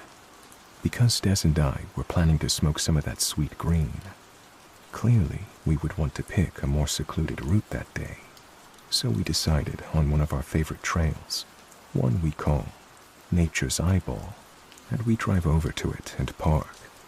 Once we get there, we notice there's no other cars, which is great. Everything is wonderful today. We grab all of our stuff from the car and head off on the trail and begin our journey. The way this trail is set up is that there is a longer, wider main trail, and then at some points, the trail branches off into some smaller marked paths. Our favorite part of the trail is the part that looks like Nature's Eyeball, hence the name. The way a river winds around a curve with an island in the middle that looks like a giant eye. So we take a smaller side path to get to it. At this point, we haven't seen anyone else on the path. We reason that it's a good time to smoke, and so we sit down and prepare the weed. Where we are located on the path, we can still see the main trail, so we look out and see if anyone is coming. For a good 10 minutes, everything is dandy, until I'm hitting the pipe and Des says that she sees a man getting close to us on the main trail. We quickly put everything away and walk further down the side path to avoid an awkward encounter with whoever this person was. After waiting a few minutes, we decide that it's safe to walk back to the main trail, being as there's no sign this man walked down the side path that we were on. And we actually decide that it would be a good idea to walk further down the main trail, something we hadn't done before. But it's Earth Day. Appreciate the sights, take in the nature, right? Fucking wrong, no. Once we get back to the main trail, we start to walk further back into the woods. Des didn't say anything to me about this at the time, but apparently there was a man sitting by some rocks where the main trail split off to the side trail. I didn't notice him, but it's very likely the guy we'd spotted earlier. Either way, we're walking down the trail, and I become conscious of the sound of footsteps a far distance behind us. I looked back to see an older man walking the trail as well, and I didn't think anything of it, because it's not uncommon to meet another person far back in the system, no matter how secluded the trail is.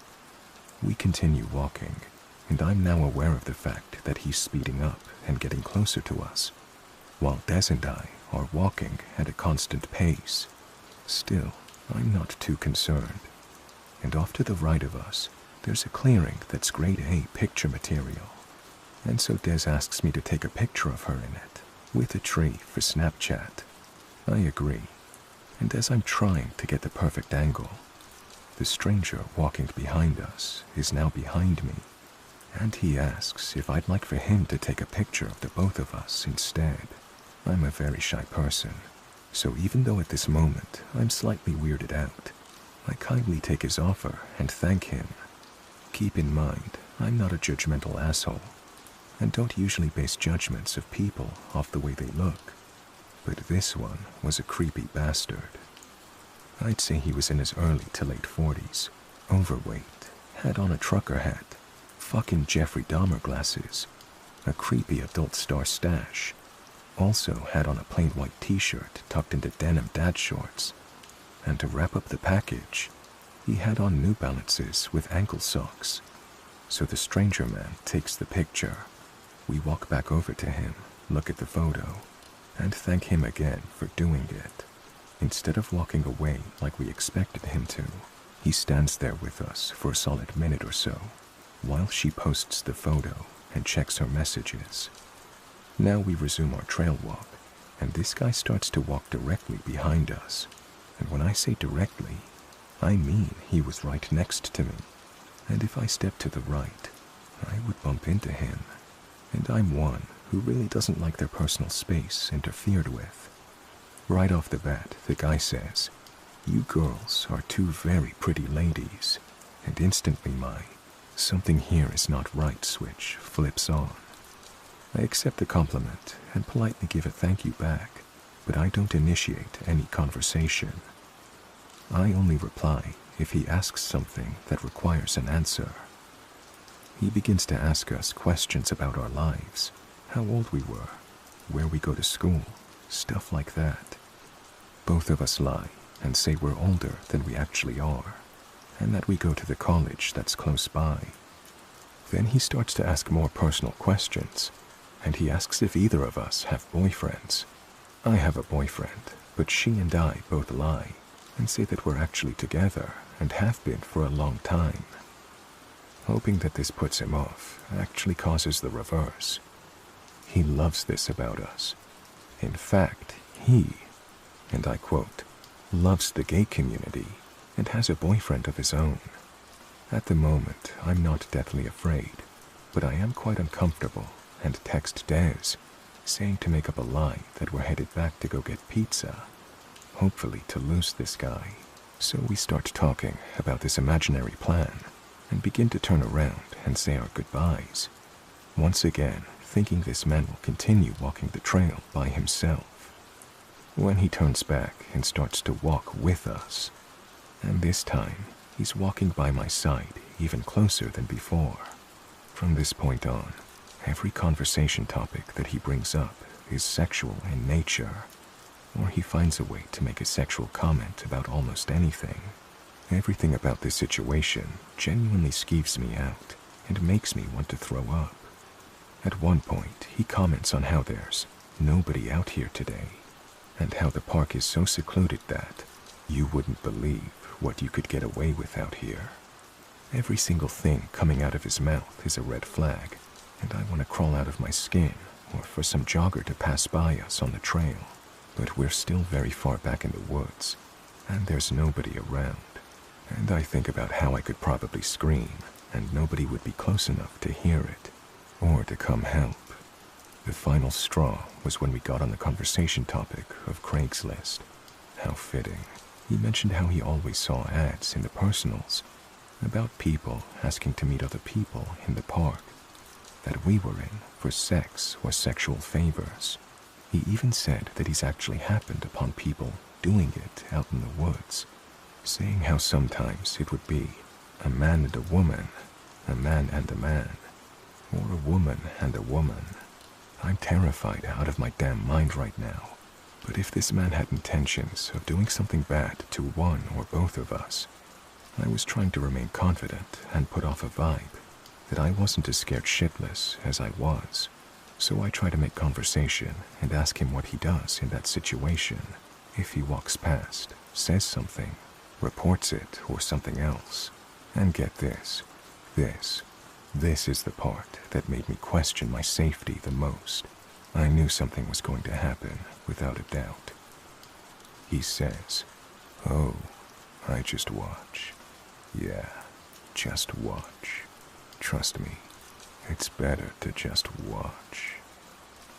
He repeated it 3 times. Holy shit. I knew that I was going to die at the hands of this creepy bastard. Now, I know that I need to think fast and do whatever I can to make us appear not as vulnerable and to get us out of this situation. I text Des and tell her to have someone call her and to have them stay on the phone with her until we are safely back in the car. I also managed to slip my hand in my bag inconspicuously and grab my pocket knife, open it in the bag, and pull it out, and have it in my hand on the side furthest from him, where he couldn't see it. I was shaking so hard that I couldn't hold it steady. Des apparently texted both her mom and dad and tells them what's going on, tries to get in touch with her mom to no avail. But her dad calls her, and I believe we're saved. They're talking for a very long time. She manages to work into conversation the exact name of the road we're on, and that we're walking on a trail and headed home. Everything is going smoothly, until Des's dad fucks us over completely. Keep in mind, Des's phone is broken, so she can only talk on speakerphone. The creepy stranger man can hear every word of this conversation. In the middle of talking, Des's dad says, "So is that man still following you on the trail?" Fuck me. Des hangs up immediately.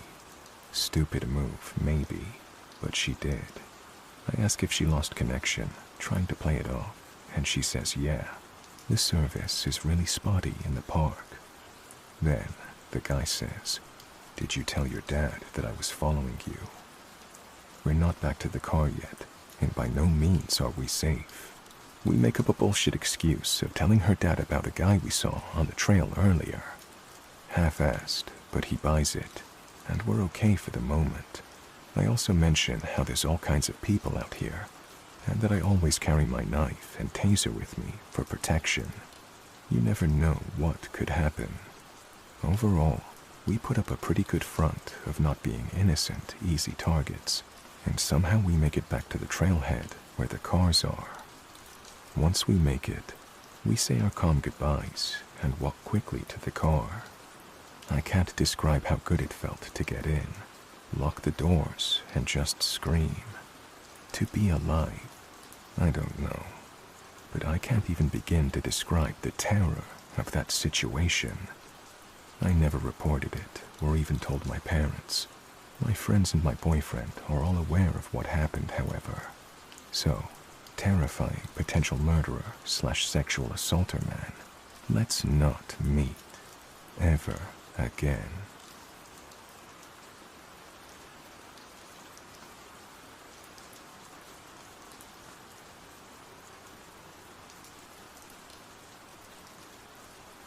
Okay, so this is going to be a long one. I still can't believe it all happened, but it did. And I feel like it's time to share this insane experience. I'm still recovering from it all. I'm a pretty chill guy, not into drama or conflict, and I definitely try to keep things low-key. At the time this all happened, I was in my mid-20s, just out of a relationship with my ex, Sarah, and everything seemed pretty normal. That is, until things took a bizarre turn that would completely mess up my life in ways I could never have anticipated. So, Sarah and I were together for about 2 years. We were pretty serious at the start, but towards the end, things weren't clicking anymore. I could tell we were headed toward a breakup, and while it was sad, I wasn't devastated. Relationships sometimes just don't work out, right? We ended things amicably, or at least I thought we did. No major drama, just one of those "we're better off as friends" breakups. We split up in early summer, and for the next month or so, things seemed pretty chill. But then, things started to get weird. A few months later, I get a message from Sarah. I had been in contact with her here and there, just casual check-ins, nothing of substance. I wanted to remain friends. She drops the bombshell that she's pregnant. And not just pregnant. She's pregnant with twins. Yeah, 2 babies. At first I was shocked. We were always careful, and I wondered how she knew it was mine, since we had been separated for a couple of months. But I kept my cool, asked a couple of questions, and figured it could be some kind of mistake, or maybe she was confused. But then I remembered how she had mentioned how we talked about having kids at some point in the future. Maybe she just felt like it was the right time. But still, that obviously didn't sit right with me. What made it even weirder was that she immediately started talking about how she wanted to give the babies to one of my best friends. This friend, Lucy, was someone who I'd known for years. She was great, but had struggled with infertility issues and was devastated by not being able to have kids of her own. Sarah had somehow become close with Lucy, and out of the blue, Sarah was telling me she was going to give the babies to her. I mentioned this to Lucy, and she had no idea what I was talking about. I was genuinely confused and somewhat freaked out. I didn't know if Sarah was joking or just messed up in the head, but I didn't really know how to respond, so I just kind of let it slide. I know, but genuinely, I guess something in my gut told me she was making this up. A few weeks later, Sarah started posting on Facebook. It wasn't about the pregnancy specifically, but more like general, "I'm so stressed out" posts. As time went on, she started getting more pointed, mentioning how much of a deadbeat I was for bailing on her and not supporting her during her pregnancy. She wrote about how she was dealing with so much on her own, how I was causing her stress by not being involved, and how she was going through all of this alone. She even made a post about how she was really feeling the weight of the world on her shoulders, and that I needed to step up. It was bad, really bad. People in her life started commenting, and her posts started to paint a picture of me as this awful person who couldn't care less about my ex and the kids she was carrying. Sarah was making me out to be a villain when I had literally no idea what was going on. But it didn't stop there. Lucy had been following these posts and believed that Sarah was pregnant.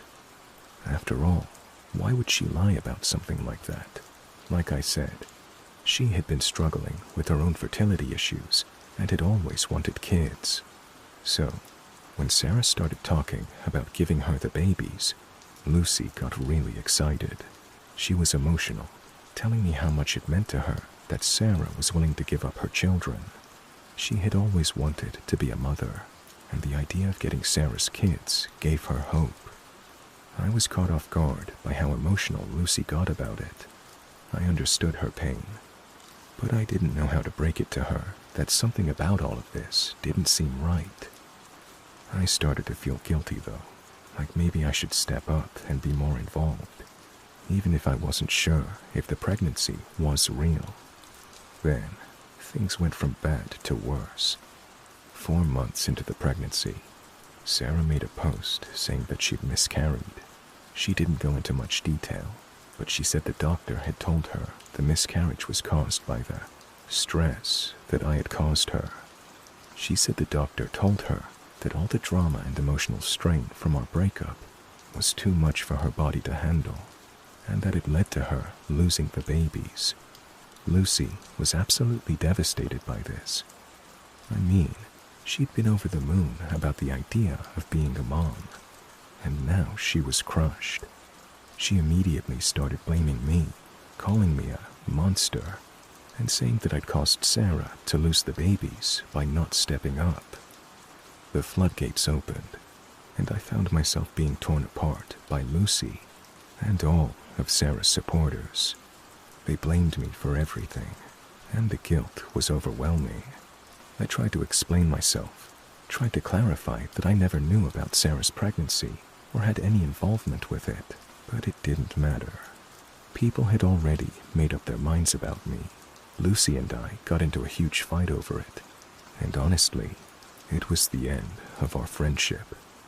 She accused me of not caring about Sarah, of being a selfish jerk, and I couldn't fix it. The damage was done. As time went on, and mutual friends gave me the cold shoulder, I started to believe that maybe Sarah had been telling the truth. I started to doubt myself and felt this overwhelming guilt. I slipped into depression and withdrew from going out with friends. I fell into a cycle of work, game, sleep, repeat, not wanting to hear comments from friends or have to deal with side-eye. A year later, I found out the truth. I ran into one of Sarah's old friends. Sarah had confessed to her that her pregnancy was fake, and it was all part of some crazy plan to get back at me and keep the attention on her. Maggie, her friend, saw Sarah for who she was and was disgusted by her actions. Maggie asked how I was and seemed genuinely apologetic about the whole thing. The first person from that group to show any concern towards me since all of this started. Sarah had never been pregnant. The entire thing had been a lie from the start. She had never been carrying twins, and she'd never miscarried. She made the whole thing up to manipulate me, destroy my reputation, and create drama for her own twisted reasons. I don't know what her motives were. Maybe she just wanted attention, or maybe she was trying to ruin my life. But the fact that she went so far as to make a public spectacle of it, and then drag Lucy into it, was beyond messed up. So, what happened after all of this? Well, Sarah went on to have 4 kids with a different guy. And Lucy, she's now an alcoholic swinger, married to a 30-year-old man. Both Sarah and Lucy being 23. I can't even make this stuff up. After all that drama, Lucy's life took a sharp turn into something that's just as chaotic as the mess Sarah created. As for me, I've been working on rebuilding my life. It took a while to heal from the betrayal of my ex and losing one of my best friends. But I'm doing better now. It's hard to trust people, but I've learned a lot about toxic people and manipulation. And I'm just grateful that I'm no longer caught up in that mess. I still don't know what Sarah's goal was. Maybe she wanted to break me down, or maybe she was just bored. But at the end of the day, it didn't work. I'm stronger for it, and I've learned that some people will do anything to destroy your life if you let them. Anyway, that's my story. Thanks for listening. I'm still baffled by the whole thing, but sometimes life just throws you curveballs like that.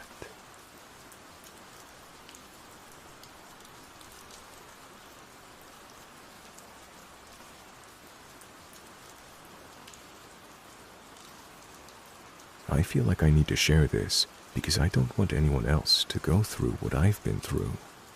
If you've ever been in a relationship with someone who seemed normal at first, but later became obsessively fixed on you, this might hit too close to home. When I was 21, I started dating a guy, Kyle. He was 26 at the time. We got along well enough, and while I was aware of the age difference, it didn't seem like a big deal. He seemed mature, charming, and funny. The relationship only lasted a few months, but I didn't think much of it after it ended. I was busy with my life, work and school. And I figured that was just how things go at that age. Relationships come and go. A year passed, and I was in a new relationship. Life was moving along, and I'd put Kyle out of my mind. Then, out of nowhere, I got a message from him. He said he missed me and hoped I was doing well. I was single at the time and thought it would be harmless to catch up. I didn't think there was any harm in meeting him for lunch. We met at a small restaurant near my office. We talked for a bit, but I immediately felt uncomfortable. Something about him seemed off, like he was trying too hard to rekindle something that didn't exist anymore. He seemed different, more intense, almost desperate. I politely told him I wasn't interested in dating again. We parted ways with no drama. I thought that was the end of it. But then, things started getting strange. It wasn't just one or two texts. It quickly escalated into something much darker. At first, they were harmless. "I miss you. We could work this out." I didn't respond, but it didn't stop. He kept texting, and when I didn't answer, his messages began to get more insistent. Then, the tone shifted. It wasn't just sad or confused anymore. It was angry. "You ruined my life. I thought you cared about me. I'll never forgive you for this." I told him, as kindly and firmly as I could, that I wasn't interested and asked him to stop, but that only made things worse. His messages started to get aggressive. He started calling me names, accusing me of ruining everything, of being selfish. The intensity of his messages grew. He began sending me screenshots of things I'd said months ago, twisting them in disturbing ways, making it clear he'd been obsessively rereading our past conversations. At this point, I knew something wasn't right. I blocked his number. I thought that would be the end of it. It wasn't. A couple of weeks later, I started receiving emails. It was the same thing. Rants about how I had destroyed him, how I was cruel, and how I was the cause of all of his misery. But these emails were different. They were more menacing, more personal. Some of them were so deeply uncomfortable, I couldn't even finish reading them. One email had a picture of me from a time when I had no idea he was following me, taken while I was out shopping, completely unaware he was there. I don't even know how he got that picture, but it made my skin crawl. I started to feel watched. Then, the emails turned into threats. In one, he said, "If you don't talk to me, you'll regret it. You have no idea how far I can go." That was when I decided to get the police involved. I showed them the emails, the picture, and explained what was happening. They took it seriously, and the police contacted him. They warned him that any further harassment would lead to legal consequences. I thought that would be enough. I thought it was over. I was wrong. A few months later, I changed jobs. I was hoping that moving to a new city and starting fresh would give me some peace. But after a few months in my new role, I received another email. Kyle had somehow found my new work email. The subject was, "You can't escape me." The content made me physically sick. He detailed my new work schedule, my commute, the coffee shop I went to after work. This time, there was a clear threat. "I'll be watching you until you talk to me again. You can't hide from me. I'll find you." I couldn't believe what I was reading. He was threatening to keep tracking me until I gave in, and I couldn't see any end to it. I didn't know what to do. I reached out to the police again, but this time, I felt more alone than ever. I tried everything, and it didn't work. That's when I found out he'd gotten married during the 2 years since we last spoke. I debated whether to involve his wife, but after one particularly terrifying message, I knew I had to. I couldn't just ignore it anymore. The message said, "I will ruin you if you don't come back to me. You will regret this, and I'll make sure you never forget what we had." I reached out to his wife. I told her everything, explained what had been happening. At first, she didn't believe me, but when I offered proof, screenshots of the texts, the emails, and the disturbing messages, she finally understood the situation. She asked for everything I had. I sent her the photos, the threats, everything. Some of the things he wrote were so twisted that I had to stop reading them. He had talked about hurting me, about how he would make me his again, whether I liked it or not. His obsession with me had grown to the point where he was willing to go to extreme lengths to get me back. She confronted him, and I didn't hear from either of them for a while. I thought that maybe she'd put a stop to it, that it was finally over. It wasn't. A few months later, Kyle began following me, literally. I'd see him driving near my apartment, watching from a distance. He wasn't subtle about it either. One day, I saw him standing across the street, just staring at my window. I didn't know how to explain that to anyone, but I knew I was in danger.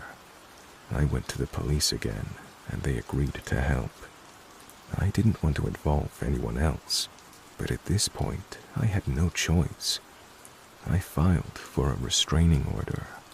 The police kept him away for a while, but I couldn't stop feeling that he was still out there, watching, waiting for me to slip up.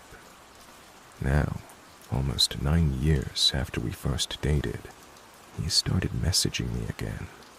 He still finds ways to reach out. I get texts every now and then from blocked numbers, angry messages, threats. Sometimes he'll ask how my night was at Jerry's, the restaurant I frequent. I had tried dating over the years, mainly with guys that trusted friends set me up with. Kyle must have seen me on a date once. As his messages became enraged, he threatened to kill any man that touched me. He said that he would get rid of anyone who got too close, and that I would never be with another man. I've changed my job, moved to new places, and even switched social media accounts multiple times. But nothing seems to stop him. He always finds a way back into my life. I am working with the police again, but I can't help but feel that nothing will stop him. So, if you're reading this and you've ever been in a relationship with someone who can't take no for an answer, please take it seriously. Obsession isn't love. It's dangerous. I didn't understand that at first. I thought time would make things better, but it only made it worse. Please, don't ignore red flags. Trust your instincts, and don't hesitate to ask for help when things get out of hand. You deserve peace. Stay safe out there.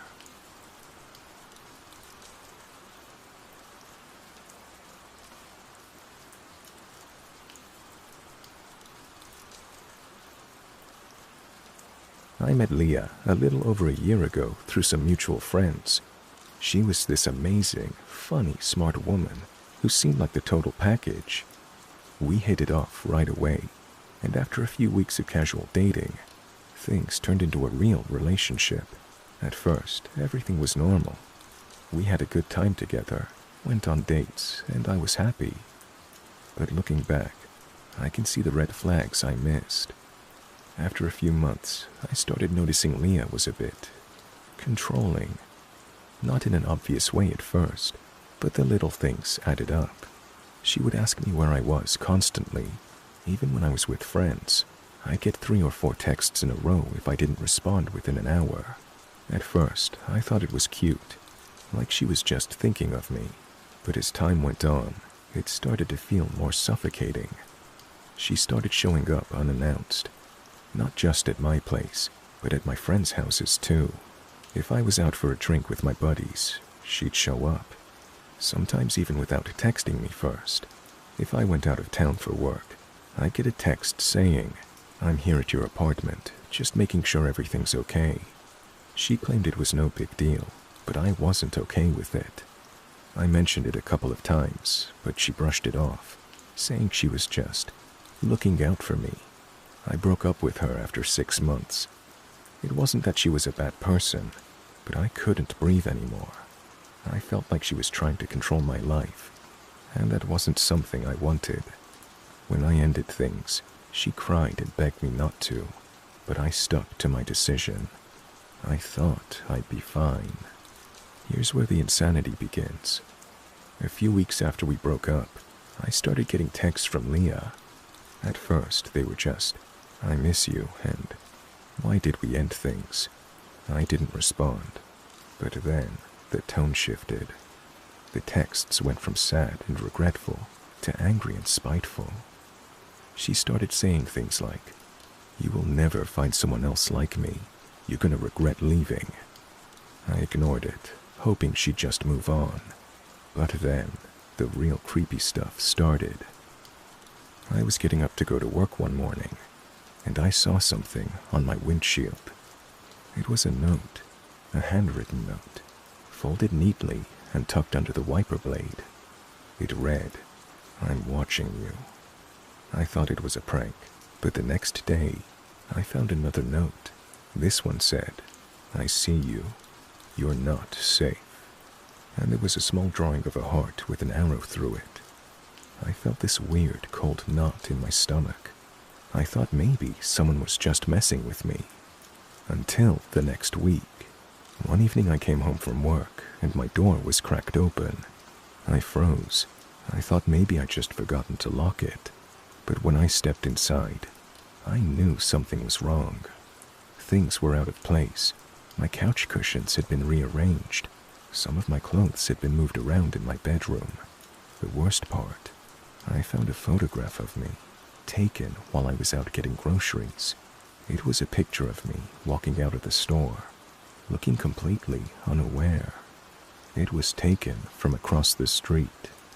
That's when I knew she was stalking me. I don't know how she managed to get into my apartment. I had security in my building, and no one should have been able to just walk in. But it wasn't just the apartment. It was my life. She knew things I hadn't told her. She knew where I went grocery shopping, where I hung out, where I worked. It felt like she was everywhere. I tried to go to the police, but they told me there wasn't much they could do unless something worse happened. So I did what I thought would work. I blocked her on everything. Social media, my phone, email, everything. She started showing up at places where I would go. The gym, the bar, my favorite pizza place. I'd walk in and she'd be sitting there, staring at me. The first time I saw her at the gym, I froze. I tried to avoid eye contact, but she just smiled at me like nothing was wrong. She said, "I'm just here to get some exercise too," as if everything was normal. I thought maybe if I confronted her, she'd get the hint. So I called her one day, and when she picked up, I said, "Leah, what the hell is wrong with you? You need to leave me alone. This is beyond creepy." Her response, "You're mine, and you'll always be mine. I'm not going anywhere." I immediately hung up and called the police, but when they showed up, Leah was gone. They couldn't do anything at this point. No evidence, no physical threats. It was just harassment, but harassment that was driving me mad. Then, things escalated. I started receiving packages, small things at first, a stuffed animal, a box of my favorite candy. Then, things started to get more disturbing. A few weeks later, I got a small dirty bag with a lock of my hair inside. The note with it just said, "It's your turn to love me again." I was done. That was my breaking point. I filed for a restraining order, and thankfully, it was granted. But even after that, she didn't stop. The last time I saw her, I was coming home late at night, and I noticed someone standing across the street, watching me. I couldn't make out the face at first, but as I walked closer, I saw her, Leah, standing under a streetlight, staring directly at me. I froze. I thought she was going to come at me or try something violent, but she just smiled. That sick, twisted smile I'll never forget. "I'll always be watching you," she said, and then she just walked away. After that, I packed up my life and moved. I switched phone numbers, changed my email, and got a new job in a different city. It's been a few months now, and I haven't heard from her in a while. But the fear still lingers. I still double-check my locks every night. I still look over my shoulder when I'm out in public. I don't think I'll ever fully feel safe again. And the worst part, I know she's still out there. She's obsessed with me.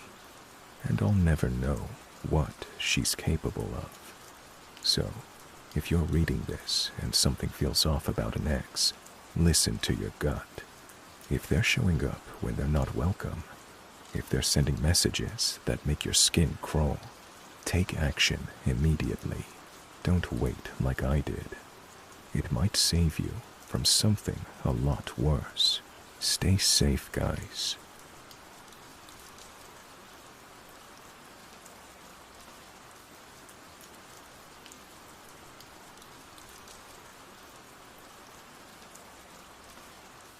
I'm a 29-year-old female, and my partner is a 23-year-old female.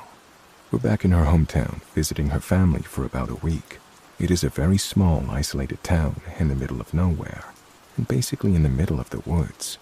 While we were here, she wanted to meet up with an old high school friend who still lives in the area, Kyle. So we meet Kyle at the beach, and right away he's acting really weird, making jokes about having a three-way with us, and just making a bunch of unwelcome, overly sexual, gross comments about us. Obviously, we're unfortunately used to this stuff to a certain extent, but coming from someone who was supposed to be her good friend, it was extra annoying. So, my girlfriend and I are shooting each other panicked looks the whole time. Once he's out of earshot for a second, she says that she's sorry, that he's never been like this before, and we can make an excuse to leave. When he comes back, we tell him we want to get dinner at a local bar, but he just asks to join us. We felt awkward, so we ended up saying yes. He says he doesn't know quite how to get there, so he follows us. We get there, order drinks and food, and then head out to the patio with the drinks. He makes a few more gross comments, but is generally being way more cool and normal than he was at the beach. We're smoking weed on the patio and chilling. The food comes quick, and we finish it quicker. Now, here's where it gets really messed up. So halfway through my first drink, I'm feeling really tired, which makes sense as we've had a long day. I give my girlfriend the signal that I want to go. She makes an excuse that we need to go. He keeps trying to get us to come to his house. I've got good weed and the dabs there, and you can meet my cats, blah blah blah. He's being really pushy. We keep saying no and making excuses. We need to check on her grandpa and stuff like that. So we finally get in the car and say goodnight. We've parked next to each other and walk up and into the cars together while saying our goodbyes. When we get in the car, my girlfriend informs me that she wants to stay at the bar, but fake like we were leaving because she doesn't want to chill with him anymore, understandably. So we're sitting in the car, waiting for him to leave first, when he signals for us to roll down the window. We do. He says his GPS is being funny, and if we could lead him to the main road. To be fair, we are in the middle of nowhere, so this didn't seem too outlandish. So obviously staying behind at the bar was out. So in the car, we're talking about how pushy he was being. and she admitted she feels weird driving right back to her grandpa's house. So we should drive into town until we lose him.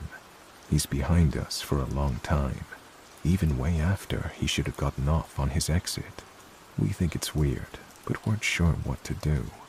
We finally get on a 2-lane road, and he pulls up next to us, and he's waving a phone, which is clearly my girlfriend's phone, in the window.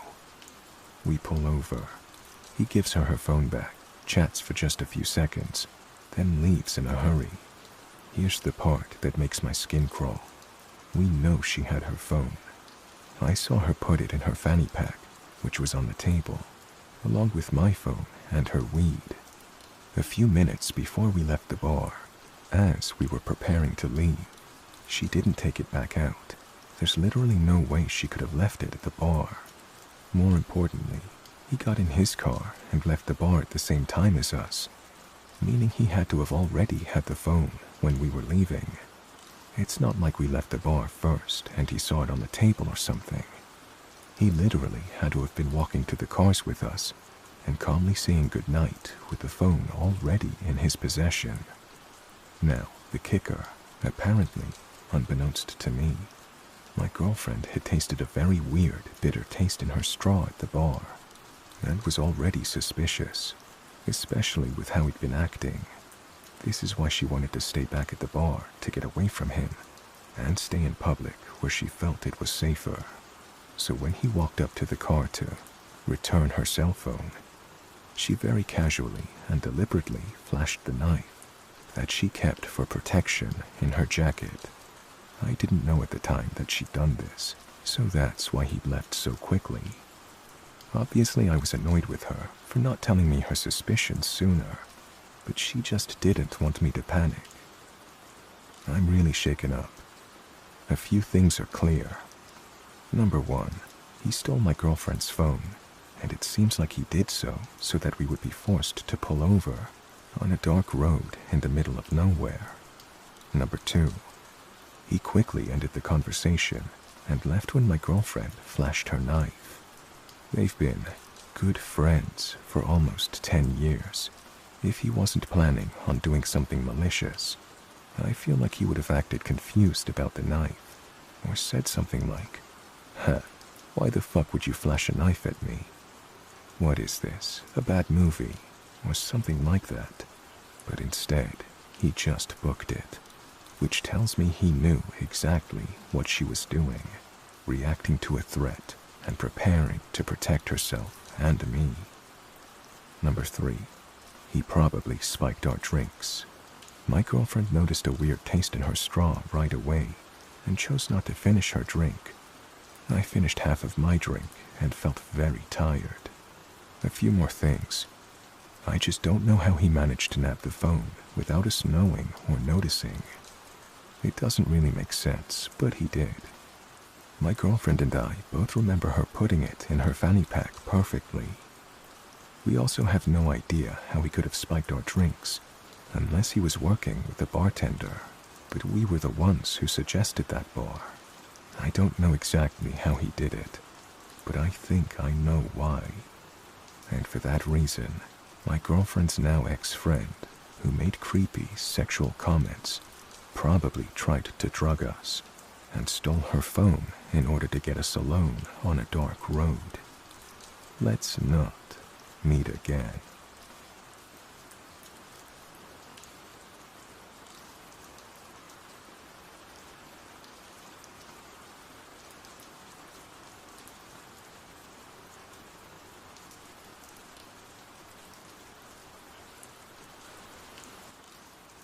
I don't know what compelled me to finally share this, but I've been thinking about it a lot the past few days, and thought it would fit this sub relatively well.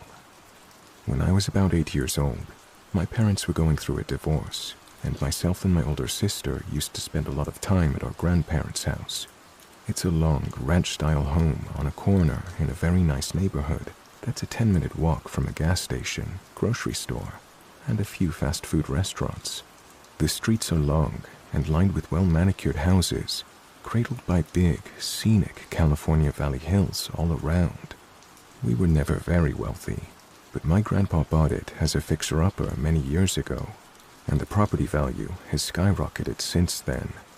As you can imagine, it's a very safe spot, and although there weren't many other kids in the neighborhood, it wasn't uncommon to see neighbors walking their dogs or pushing a stroller down the sidewalk outside our house. Although my mom was especially protective all our lives, this particular neighborhood was densely populated, and my family knew just about everyone who lived there. She grew up in that neighborhood herself, so she was understandably trusting. She would once in a while let me and my sister walk to the Rotten Robbie gas station on the other end of the block to grab a snack. I would always get a ring pop, and my sister would grab a Three Musketeers before we made our way back home. My sister was about 11 at this time, and this small amount of freedom was a really big deal to us. Nothing compared to walking down that street all by ourselves in the summertime, laughing and joking around, a couple dollar bills in our pockets. I felt like I owned the world. The one oddity I ever noticed around the neighborhood was a small camper parked on the side of the road opposite to the gas station, right along the backside of the fence of another house. It sat there in the shade like a permanent fixture, all the windows constantly covered by opaque beige curtains. I can't explain why, but it always gave me this deep sense of foreboding when I'd pass it. I was almost positive someone was living inside of it, 'cause at times I'd hear the air conditioning running as it sat stagnant in the same spot. The hairs on my neck would always stand on end as I passed it, particularly as I passed the camper door. And I'd always keep an eye on it, for fear that one day it'd swing open just as I came to pass by. I think what bothered me the most was a drawing taped to the door from the inside. It was extremely messy, a sketch of odd lines in a brown-colored pencil that was frustratingly indiscernible. I could see the outline of something, a vague shape, but could never make out what it was intended to be. I never had the nerves to stop and stare long enough to really investigate, but each time I walked by, I'd steal a glance. A year prior to the incident I'm about to describe, I was walking with my mom past the camper in the shade. We had just gone to the park nearby and, unfortunately, had to pass the camper before we could cross the street and continue walking. I didn't want to seem afraid, so I kept on walking right behind her and didn't object when she walked past it. This time, I felt a little more brave. I was frustrated not being able to decipher the drawing for so long, and while my mom was feet away, I stopped in front of the camper door and took a moment to really look at the drawing. Upon closer inspection, the paper was filthy. I remember doing a project in elementary school where we soaked printer paper in black coffee to make it look aged, and that's what it reminded me of. My mom walked on without noticing I'd stopped following her, but my eyes stayed fixed on the indistinct mass of dirt-caked scribbles until I could make out what looked to be a tiny, malformed face. My stomach turned. I immediately felt cold and disgusted as my eyes trailed over the rest of the image. I didn't know what kind of creature it was at the time, but now I can look back and say the drawing was a badly deformed fetus inside a mass of large, perfect circles, like those made by a circular ring ruler. Its face was contorted, as if in pain. It was so graphically disturbing and seemed to portray this odd sense of suffering that stuck with me for days. As a child, I didn't know how to process it, and the mental image still makes me sick to think about. I'd never seen anything like it before. Adrenaline flooded my body, and my chest hurt with fear, but I selfishly thought of my glorious little trips for ring pops and said absolutely nothing as I followed behind my mom. This was, in retrospect, a classically terrible idea. It's one of those things you scream at main characters in movies for. Ever since, my ill feelings toward the camper had been elevated by the drawing on the door. I thought about it every time we drove by, and about a month later, my mom once again graced us with several bucks and permission to walk down to Robbie Rotten and grab our respective snacks. I thought about telling my sister about what I'd seen on the way there, but she was older and braver, and I was terrified she'd make me cross the street with her to check it out.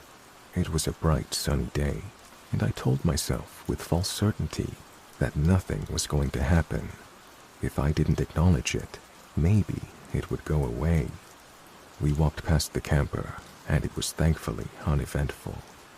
On the walk back, I was feeling more comfortable and was focused on fighting open my candy wrapper while my sister walked alongside me.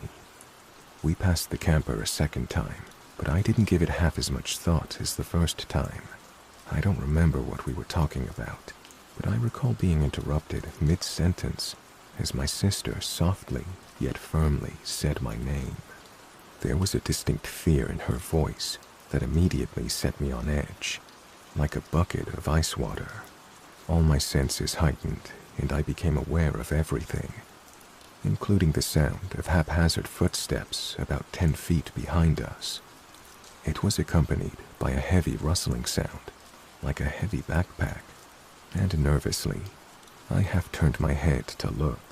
A man with a long, unkempt beard and wearing many layers of ragged clothing stood behind us, eyes unmistakably burning into our backs as he walked. His movements weren't normal. It was a drunken shuffle, like each of his feet were unimaginably heavy and needed to be moved one grand effort at a time. His shoulders were skewed, head tilted downward with a strange arch of his neck.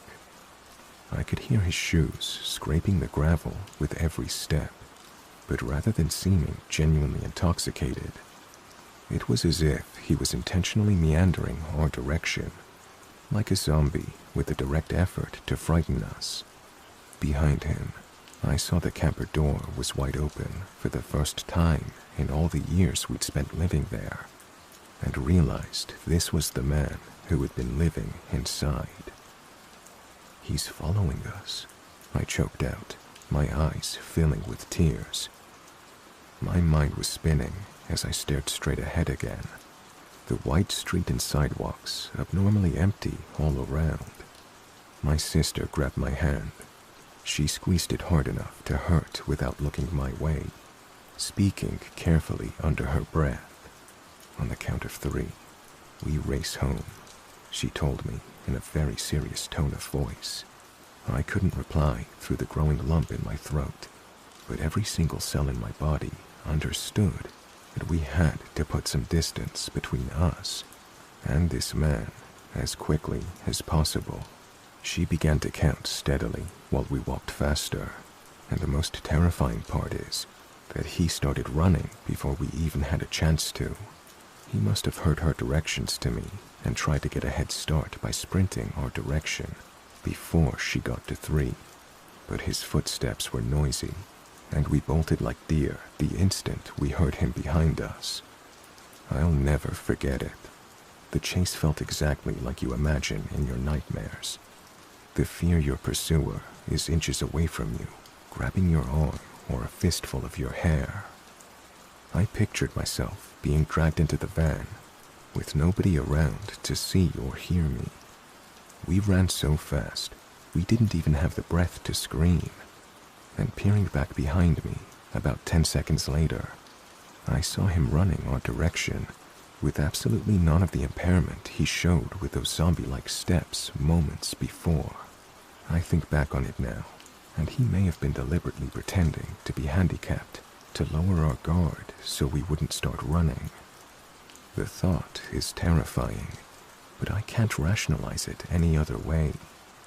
We made it to our grandparents' house and, without looking behind us, yanked open the stubborn old door before slamming it closed and scrambling past their excited dogs to get as deep in the house as possible. I don't even think we locked it, as our main goal was getting within the line of sight of any adults as quickly as possible. My mom was talking to my grandpa at the table and gave us an amused look when we bounded into the living room. Since we were kids, running around wasn't anything out of the ordinary, and she didn't ask what happened as we collapsed on the couch and tried to catch our breath. The inside of the house felt so safe and felt in such good spirits that I didn't even want to bring up what had just happened. Like waking from a nightmare you didn't want to talk about. I was desperate to go back to normalcy. I wanted to forget it entirely, to unwrap my candy and act like everything was completely normal, for the sake of my own sanity. And that's exactly what I did. I asked my sister a few years back if she remembered the incident. I'm 25 now, and she's 28, and her response was strange. She remembered immediately, without the need for me to provide details, but she quickly waved it off and insisted he had to have been a bored homeless man looking to spook some kids walking home, with no real intent to harm anyone. I don't know. I'd like to believe it's some innocent misunderstanding, but like they always say about gut feelings, they're rarely wrong. I feel in my soul that he wanted to hurt my sister and I that day. I never told her or anyone else about the strange drawing on the door, and I'm not sure if my sister saw the open door and connected him to the camper or not. It's one of my biggest regrets, is I would hate for any other children to have been less fortunate after innocently walking past the camper in the shade. I believe he may have chosen the spot between the park and the gas station deliberately, due to the number of children walking around the area. I never saw the camper again a day or so after this. I'm not proud of how I handled this, and would encourage anyone who finds themselves in a similar situation to contact authorities immediately for the safety of others around. I don't know if maybe this whole story comes off as melodramatic, but it was very real and very frightening in a way I can't forget. So, possibly deranged camper guy by the gas station, whatever your intent was, let's not meet.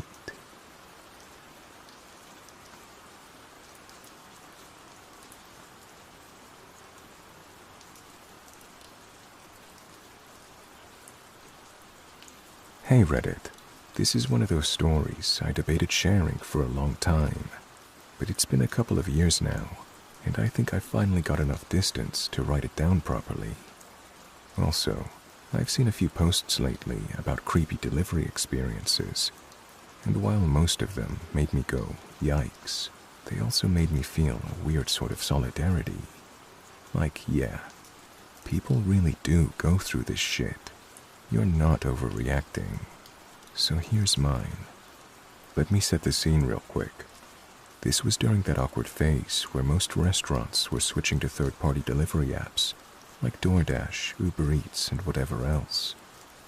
But a few of the more old-school joints still used their own drivers. I had this local pizza place, really solid pies. Nothing fancy, just good sauce, crisp crust, and toppings that didn't slide off if you looked at them wrong. It was called Tony's Pizza. Now, for context, I should probably mention I have a walking disability.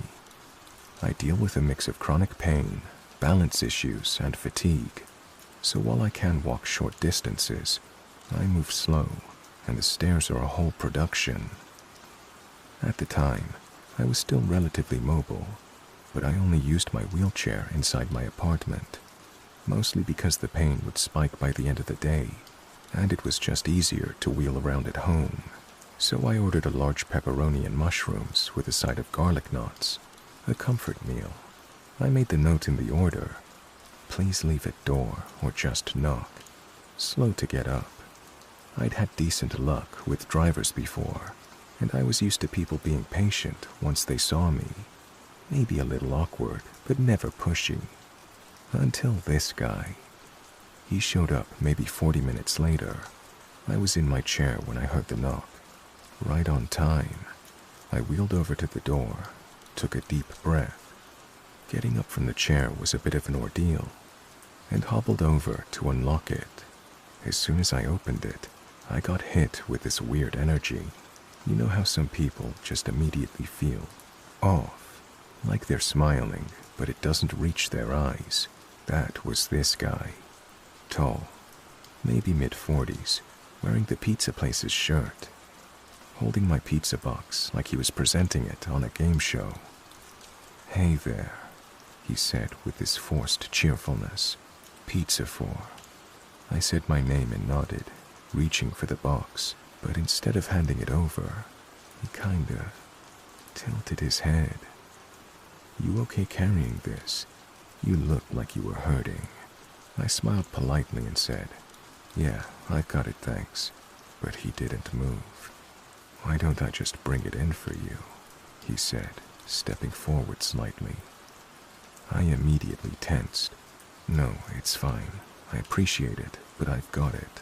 I tried to step forward to take the pizza, but he kept moving.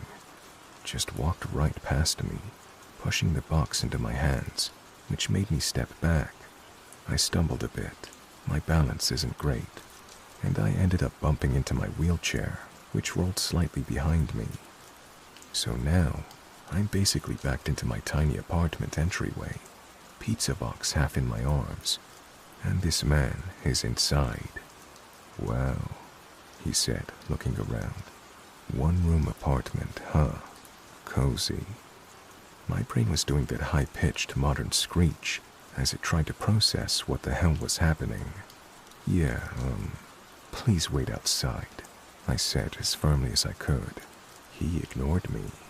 "Smells nice in here. You cook a lot?" he asked. "No, I need you to wait outside," I reiterated. Still nothing.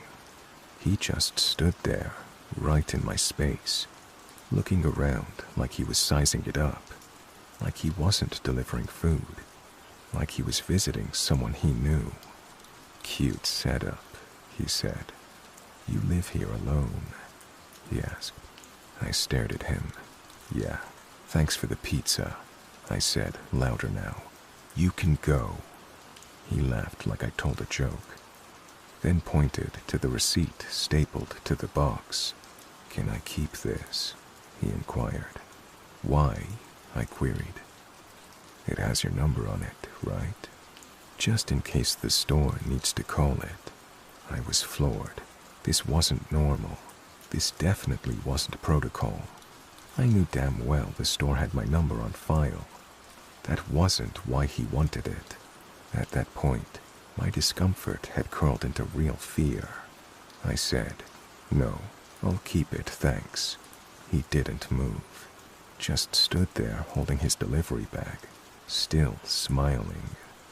We were about 5 feet apart, me barefoot, half leaning against my chair, holding a pizza box like it was a shield, and him, planted in the middle of my single-room apartment like he owned it.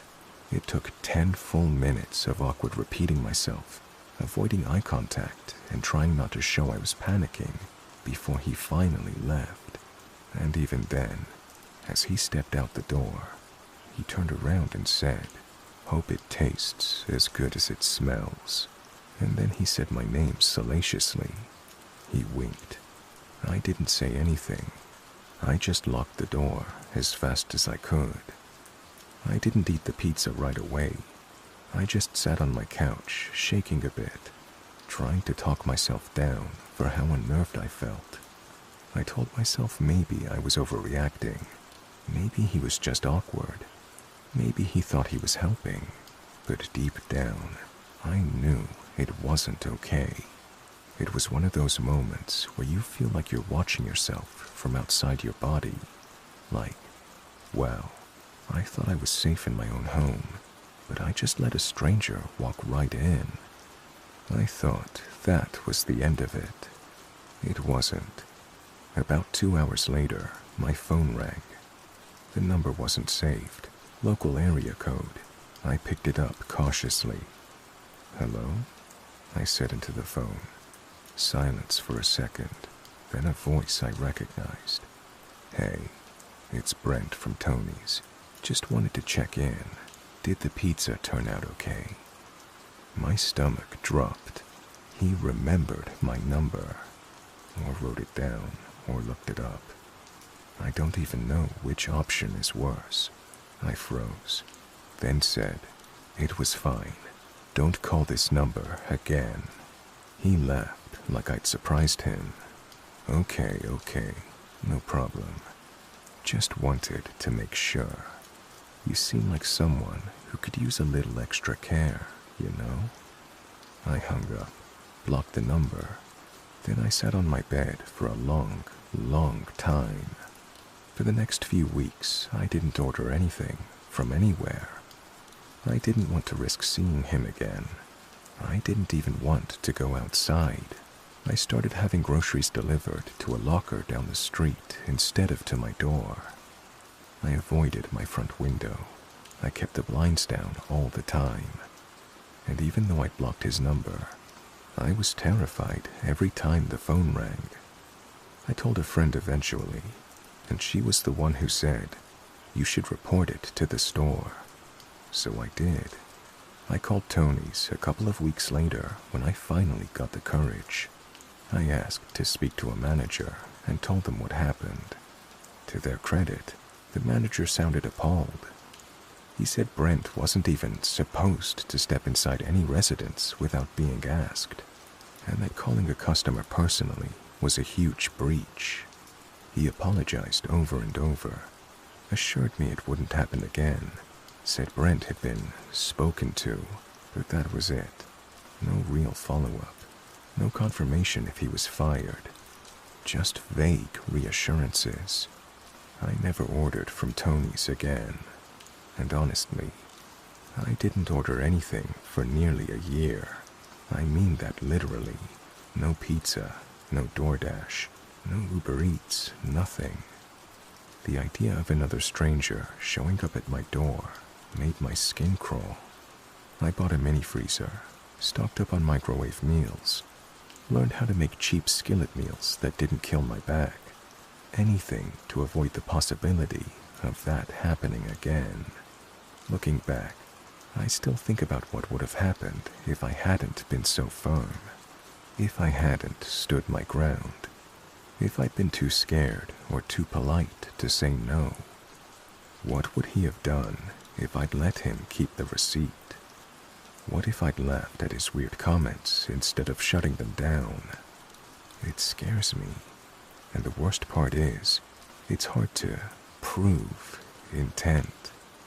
Hard to say, this is wrong, without someone trying to downplay it. Oh, he was just trying to be nice. He probably didn't mean anything by it. Maybe he thought you were lonely. No. He ignored my boundaries, entered my home uninvited, commented on my body, my apartment, my living situation, kept trying to stay, took my number or remembered it, then used it. That's not being nice. That's deliberately crossing lines. That's making someone feel unsafe in their own home. So yeah, that's my story. I'm better about things now. I use delivery apps again, but I always use aliases and fake numbers through Google Voice. I keep a camera pointed at the door. I never accept a handoff in person. It sucks that we have to think this way, but I guess I'd rather be cautious than risk another Brent situation.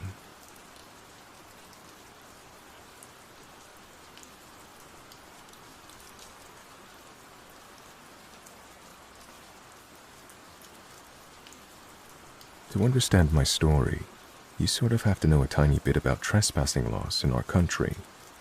In that we don't have any, so as long as you're respectful and non-destructive, you can walk over any hills you like, and in my case, camp on any beach of your choosing, so as long as once you leave, the area is how you found it.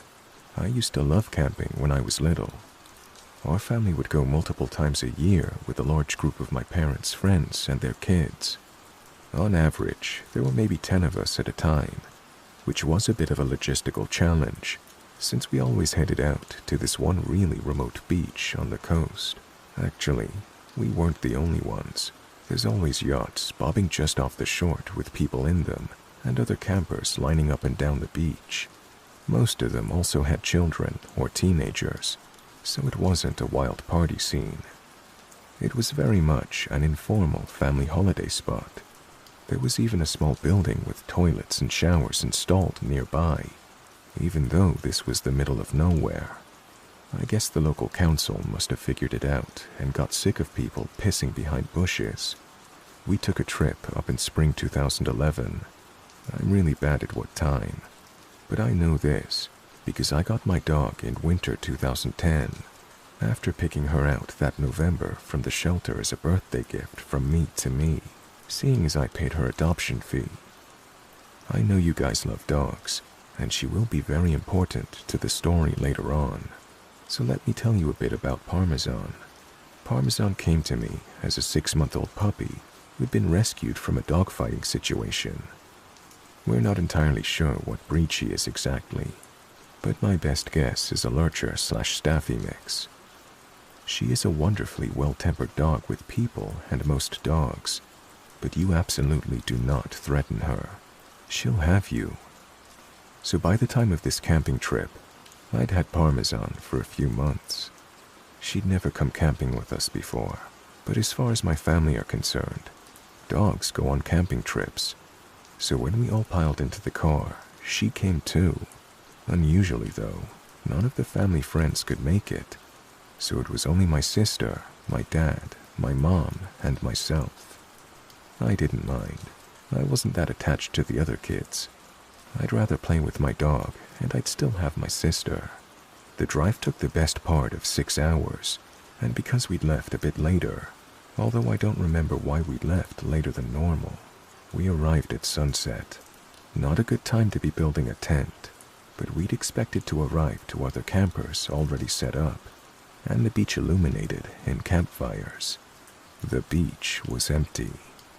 In spite of this, my parents started taking stuff out and trying to build the tent.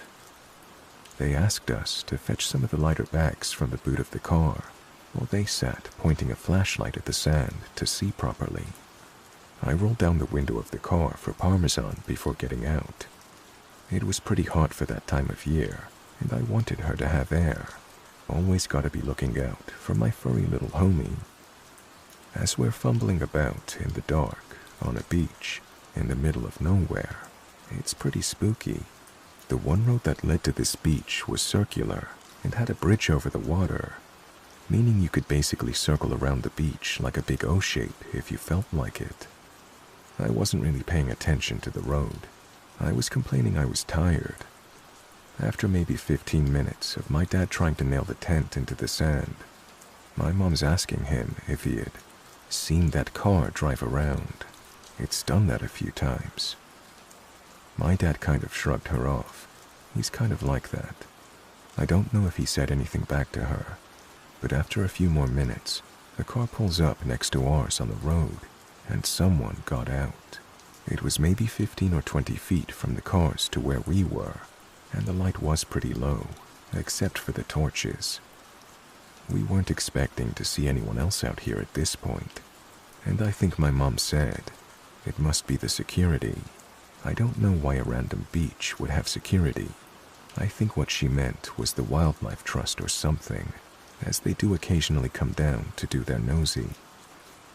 The guy was walking pretty unevenly. He must have been drunk or high, because he had that stagger to him.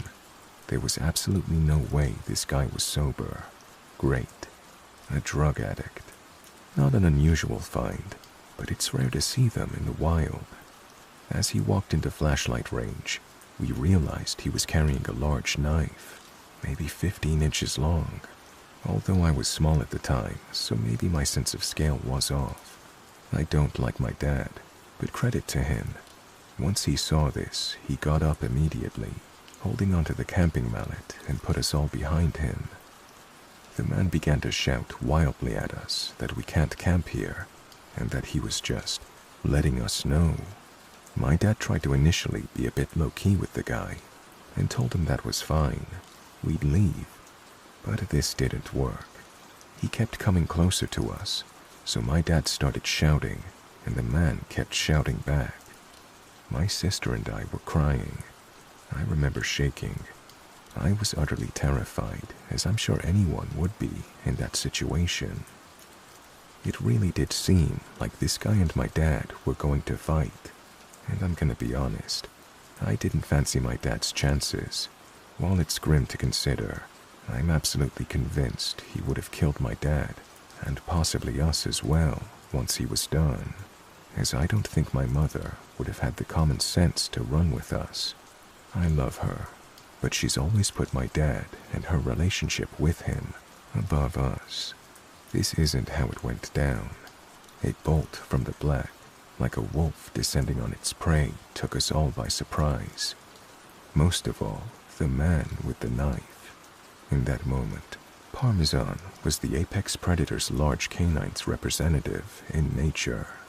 She got him good by the arm and clamped down hard, ripping his jacket and shredding the skin underneath.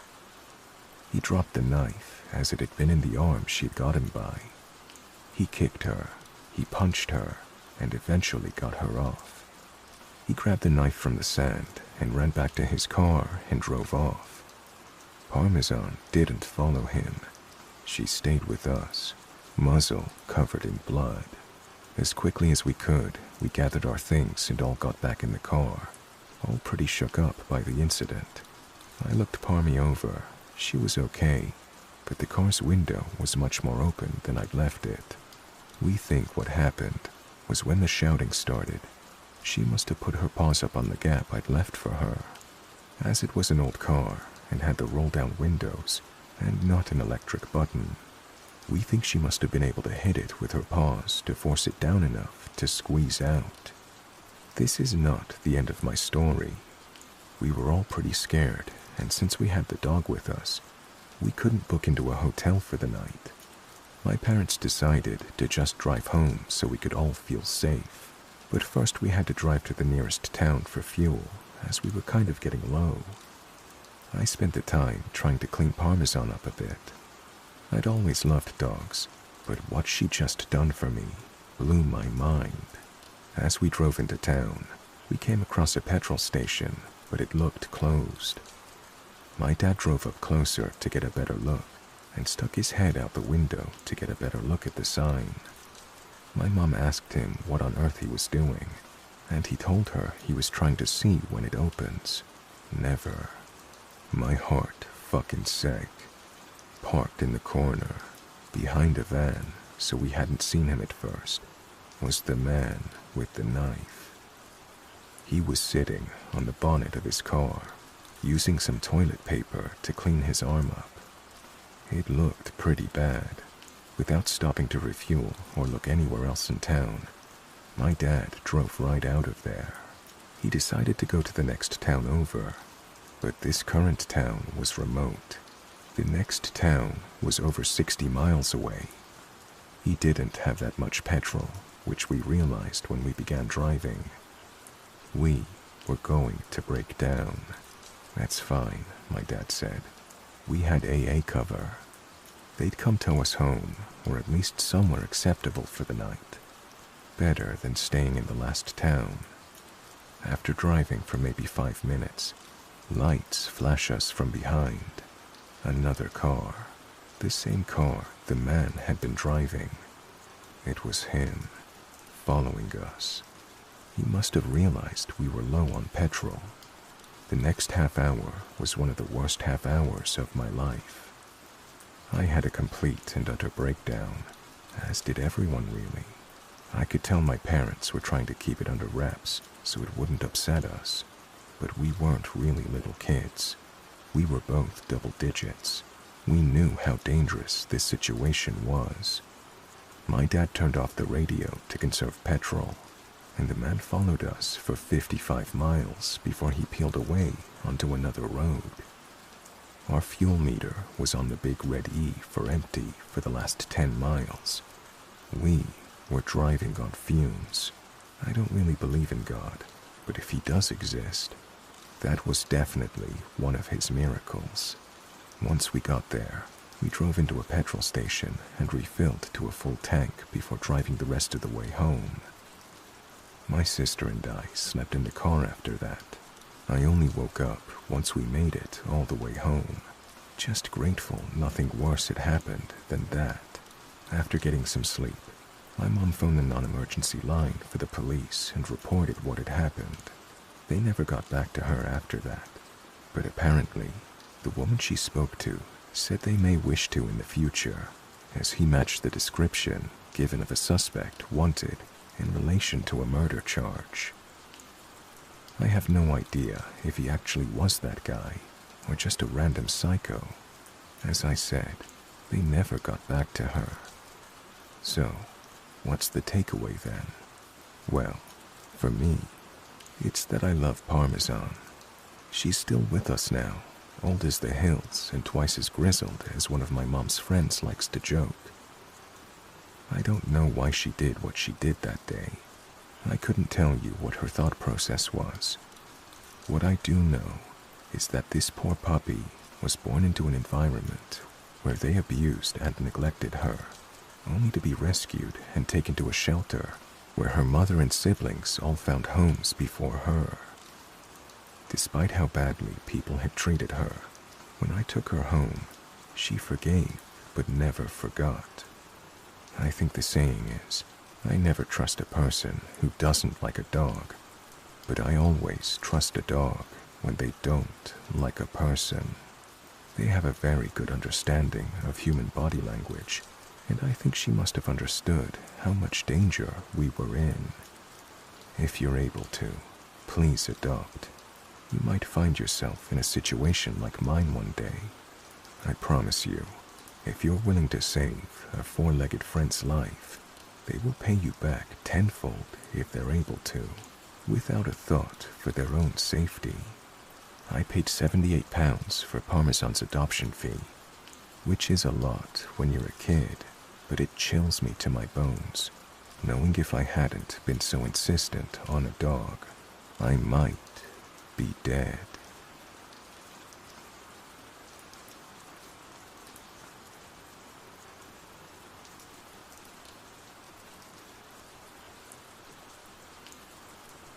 About 2 years ago, I moved into a new apartment. The walls were very thin, and because of the fire safety laws in my city, my bedroom had one window, which led into the living room, and none with outside access.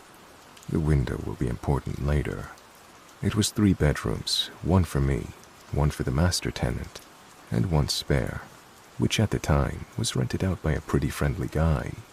Well, friendly guy had issues with his work visa and had to move back to Canada last minute, leaving us about 2 weeks to find another roommate. Our quickest and easiest option was Craigslist. Due to my work schedule, I had no part in the selection process, but was content when the new roommate moved in a little later. He seemed a bit off, but friendly. He was a very tall, large guy, but pretty quiet, and not someone I wanted to go out of my way to hang with, but was okay to be around and be cordial with. About 2 weeks into his move-in, the master tenant left for Hawaii, leaving him and I alone in the home for the month-long duration of his stay. For the first few days, things are normal. All of a sudden, about 4 days into the trip, I'm woken up at about 8 a.m. to a frantic knocking at my door.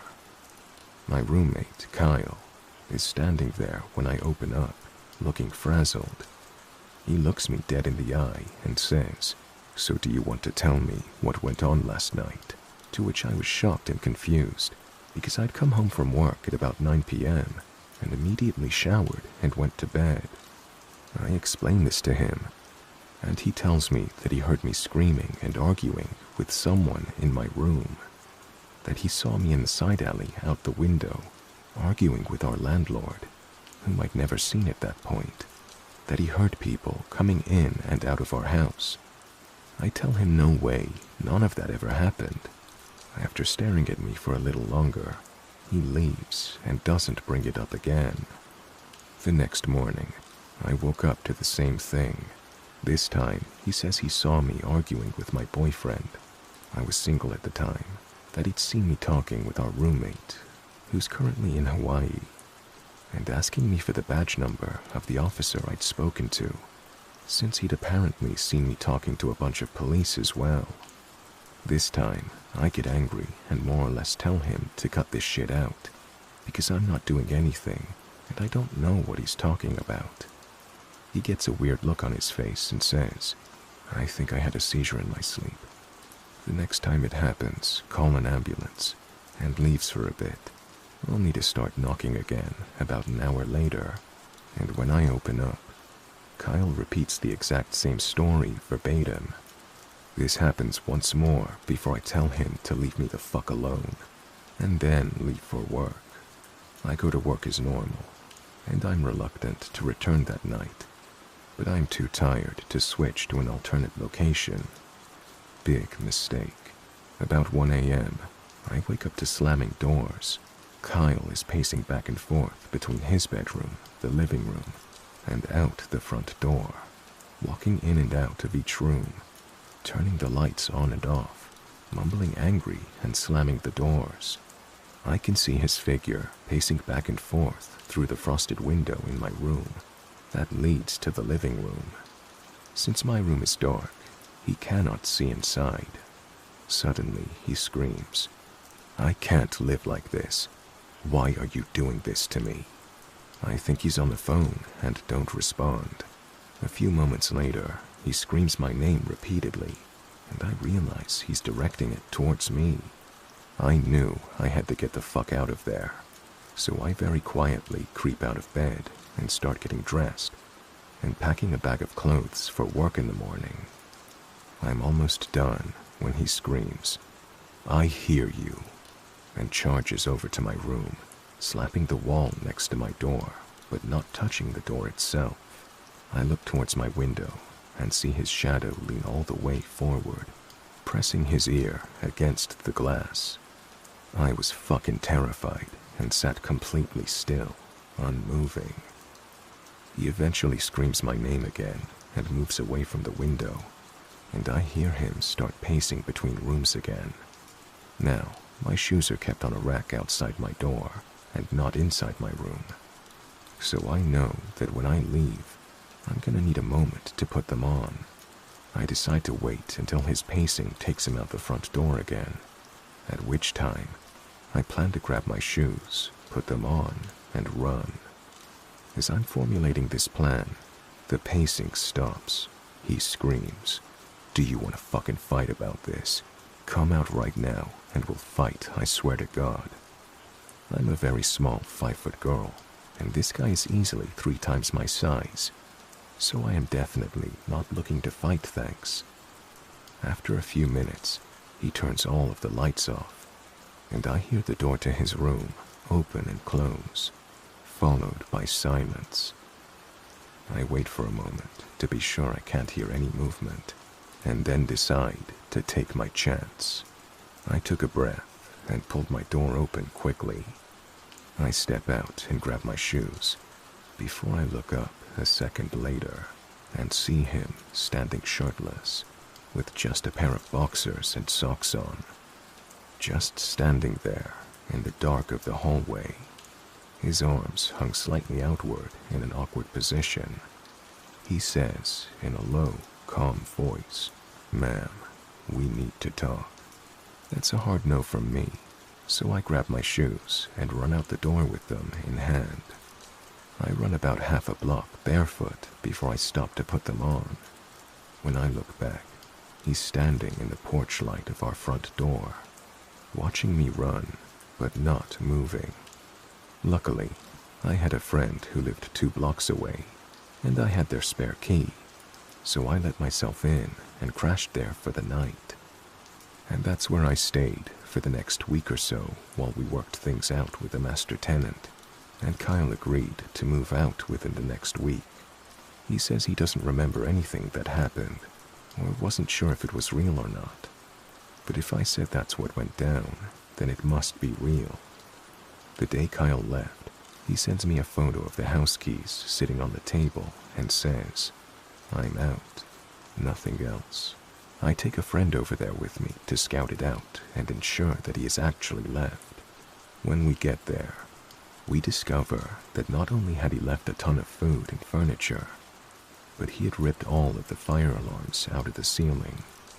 He had unscrewed and removed the deadbolt to the front door and left them lined up neatly on the front table. We then realize that my front door can only lock by using a key from the outside, and it had been locked when we arrived, meaning Kyle still had a key. We called a locksmith immediately.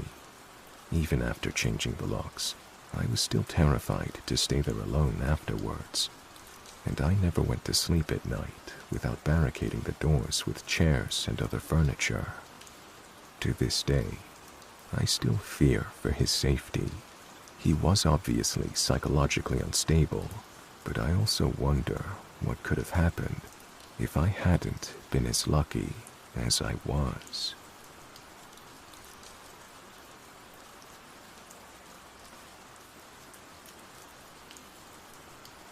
Okay, so I've been on the road for a while now.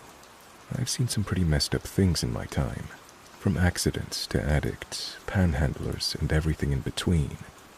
The kind of stuff you don't even want to think about while you're trying to make it to the next town. But there's one story from a few years back that still gives me the chills whenever I think about it. It all happened on one of those long stretches through Kansas, the kind of road that seems to go on forever, with nothing but flat land, little towns, and just the emptiness in between. It was a night like any other. I had been driving all day, and I was well into the night shift. The headlights of my truck cut through the darkness, but outside of the faint glow from my cabin, all I could see was the black nothingness of the Kansas landscape. I've driven through this area many times before, so I was used to the isolation. But this time, something felt off. There's this stretch of I-70 in Kansas that feels like it goes on forever, and I've driven it at least a dozen times. The road's mostly flat, with barely any lights or signs of life. Just a few small towns every 30 miles or so, and then nothing. I'd been on the road for several hours, and I was feeling the fatigue start to set in. I'd seen a few trucks go by earlier, but it was quiet now, so quiet I could almost hear the hum of my engine in my ears. Around 2 a.m., I noticed a beat-up old car. It wasn't anything special, a faded, rusted sedan, the kind of car you see on the side of the road with a "free" sign on it. But it was out of place here in the middle of nowhere.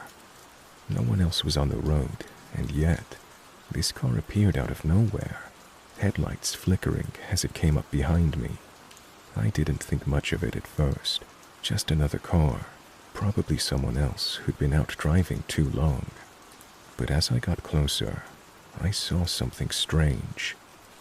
The people in the front of the car were staring unblinkingly at me. They weren't just glancing in my direction, they were staring with this unnerving intensity. Now, I've been on the road long enough to know that sometimes you'll see the same vehicle a couple of times, especially if there aren't many cars out there. But this was different. This wasn't just a normal pass. I could see them turning their heads to follow me, even as the driver should have been paying attention to the road. He was staring at me again.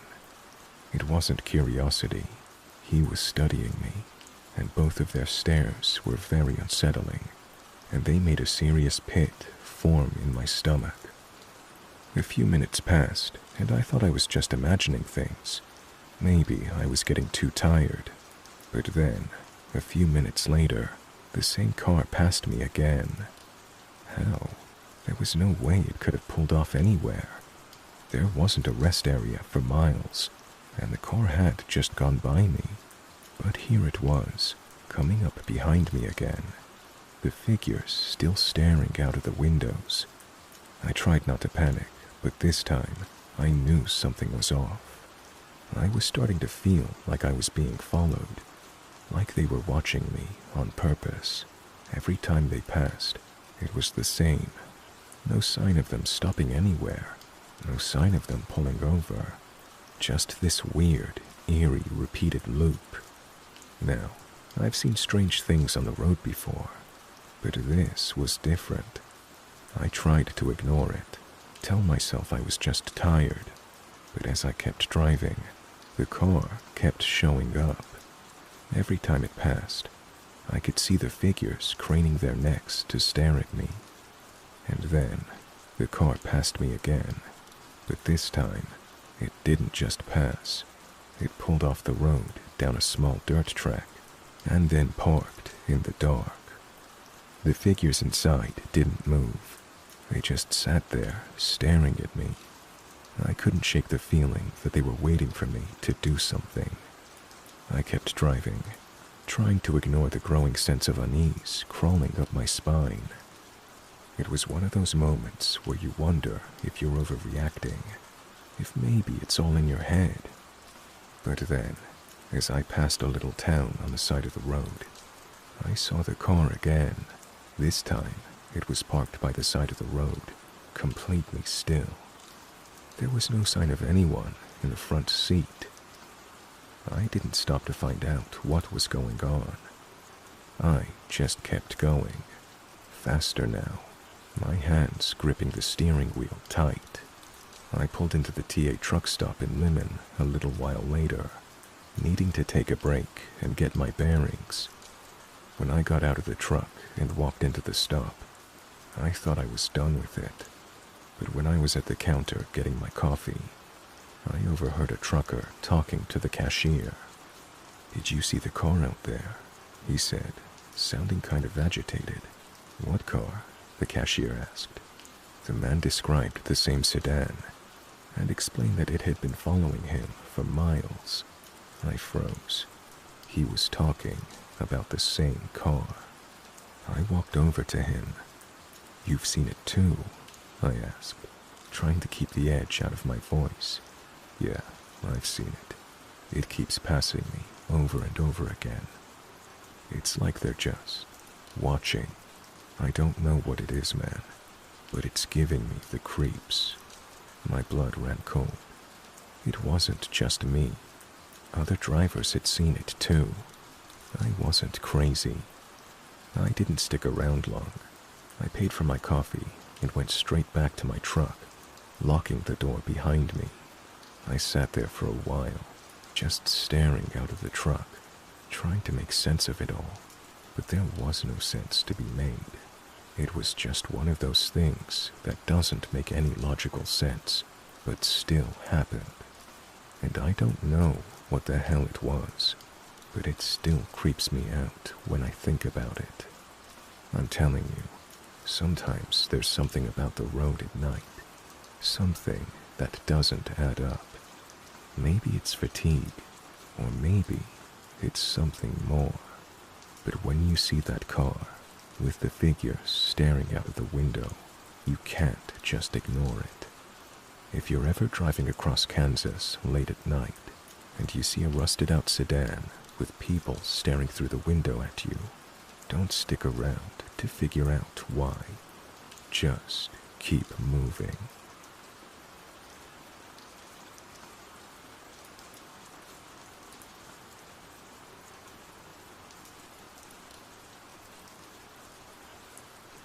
I grew up in Orange County, California, but there were some real wild areas around us, believe it or not. In high school, we went out to this place called Black Star Canyon in Cleveland National Forest. Big, densely wooded area of oak that stretches from Orange County to San Diego, almost to the border. It even contains Marine Corps Base Camp Pendleton. Anyways, we'd been told it was haunted growing up. Turns out the true story there was that a tribe there was slaughtered in the 1800s by hired fur trappers because they kept stealing the Mexican ranchers' horses for meat. Enough said for a bunch of dumb high schoolers. So we planned a night hike to this place. My friends and I did stuff like this all the time, but I consider myself pretty skeptical, and luckily most of us were pretty level-headed. This area is pretty known for mountain lions too, so we were all on guard and in agreement to turn around at any sign even if just one of us wanted to. So the way the trail works, you park at a forestry gate and start to walk along old asphalt narrow road that's mostly dirt from when there were sparse houses in the 50s and 60s, before the floods washed them out and the land was committed to NFS, eventually turning to a full hiking trail. Along this road is a line of barbed wire, as well with all kinds of signs warning you not to cross. So here we are, typical idiots walking a road on a hardly slivered moon pitch-black night after midnight, and not using our flashlights to add to the flare. Well, as we go and venture deeper and deeper down this road, which we'd never been on, mind you, I keep seeing what appears to be a cowboy leaning on the wooden fence posts, holding the barbed wire, just kind of leaning on it, but distinctly looking at us. I'm talking full-blown cowboy brimmed hat, just leaning, but it's just a silhouette out of the side of my eye, and every time I look straight on, there's nothing. I'm telling myself I'm logical, and push it off as a trick of the eyes to keep myself cool, but I keep seeing this guy every 10 or so posts, but I don't say anything to the other guys. We get to a point where we've been walking for over an hour, and debate on heading back just because of the time. Just then, my friend says, "Yeah," and I keep thinking I'm seeing a cowboy along the fence line. I felt my stomach drop out of me. I couldn't believe it. These were plain wooded fence posts, maybe a typical 4 foot or so tall, with mostly field behind them. No way that looks like a person. So I open up about it also, and we all agree to turn around. Just then, my other buddy starts flipping out, ripping his shirt off, screaming about getting stung.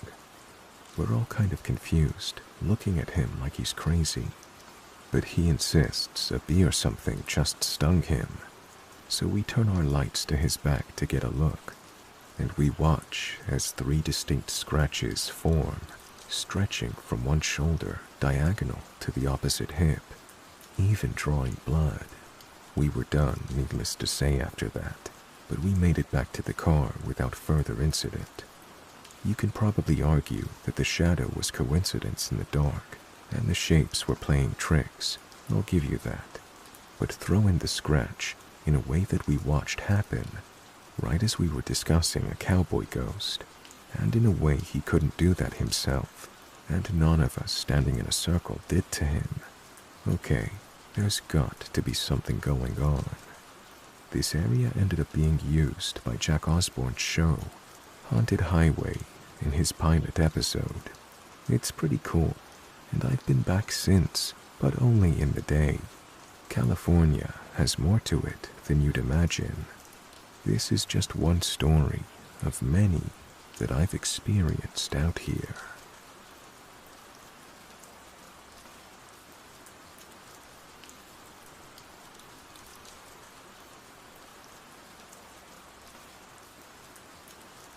I've had a few unsettling experiences in the woods, but this is unquestionably the strangest one.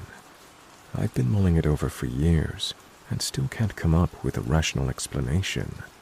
In 2018, my partner and I drove up to a national forest in Oregon for a day hike in early summer. The area was somewhat remote, but nothing too isolated. Hiking is huge in the Pacific Northwest, so there are plenty of other people on these trails at any given time, especially during peak season. Because of this, we chose a less popular trail in the hopes of getting some alone time. It was an approximately 6-mile out-and-back, moderate difficulty hike, with a waterfall at the end. It followed a river and didn't intersect with any other trails. Simple enough, right? We were both experienced hikers in good physical condition, so we had no reason to think we needed anything but day packs with a couple liters of water and sandwiches. Getting back before dark should have been a piece of cake. We set out sometime after noon. At first, we took it slow and meandered around the riverbank for a few minutes. I found a cool animal bone, and we mused over what it might be. It was clearly a vertebra from a large mammal, so we guessed it was probably a deer bone. Because I'm a little morbid and like to collect things of that nature, I put it in my pack. That might not have anything to do with what happened next, but I feel like I should mention it since it was out of the ordinary. The hike to the waterfall was beautiful. We passed a few other people on their way back to the trailhead, but for the most part, we had the place to ourselves. We stopped a few times to look at wildlife or take photos of flowers. I was tracking our progress on my Fitbit, so I always knew how many miles we traveled and how much time we had before sunset. We reached the waterfall at about 3.2 miles, which matched what the map had said. I paused my watch and we settled on a large boulder to rest and eat our lunch. Another young couple was there with their dog. We said hello and then minded our own business. Here's where everything went wrong. As we packed up our stuff and prepared to leave, my partner, Michael, slipped off the boulder and twisted his ankle badly. The other couple heard his surprised scream as he splashed into the water, so they rushed over to help. The three of us hauled him back to dry land and assessed the injury. None of us were doctors, but we thought it was a sprain. The swelling had already begun, and Michael said the pain was serious. He could barely stand. Upon realizing this, the male half of the couple started backing away and seemed anxious to leave. I asked him if he could go get help, but he didn't respond. Neither did his wife. They both just turned around and started booking it up the trail, with the dog trotting behind them. I called out to them in frustration, but they didn't look back. Needless to say, we didn't have cell service that deep in the woods, so we couldn't contact anyone else. We had to hike back. "It'll be okay," I said to Michael. "It's only 3 miles. You can do this." We shifted the water bottles and our modest amount of gear into my pack, so he wouldn't have to carry anything, and made decent progress. I was still tracking the hike on my Fitbit. After about 2 miles, Michael ran out of steam and we rested again. I told him to lean on me to take the weight off of his injured ankle. Even though I'm a head shorter than him, it seemed to help. "We're almost there," I said. "Just 1 more mile." Despite the setback, we were in pretty high spirits. The sun was still up and the woods were still beautiful. We made light of our predicament. Michael joked that he can't do anything without getting hurt or breaking something, and I comforted him. We both thought the ordeal was nearly over. Eventually, I realized we'd been walking longer than expected. I assumed it only felt that way because we were moving at a slower pace, but when I checked my watch and saw that we'd gone farther than a mile, I started to worry. We were at 6.6 miles total. That meant the walk back to the trailhead was longer than the walk to the waterfall. That couldn't be right, but I figured I must have made a mistake at some point. Maybe I hadn't started the tracker until we'd already traveled a ways at the beginning. Regardless, the parking lot had to be around the next curve in the trail. But it wasn't. We went another half a mile or so before stopping to assess the situation.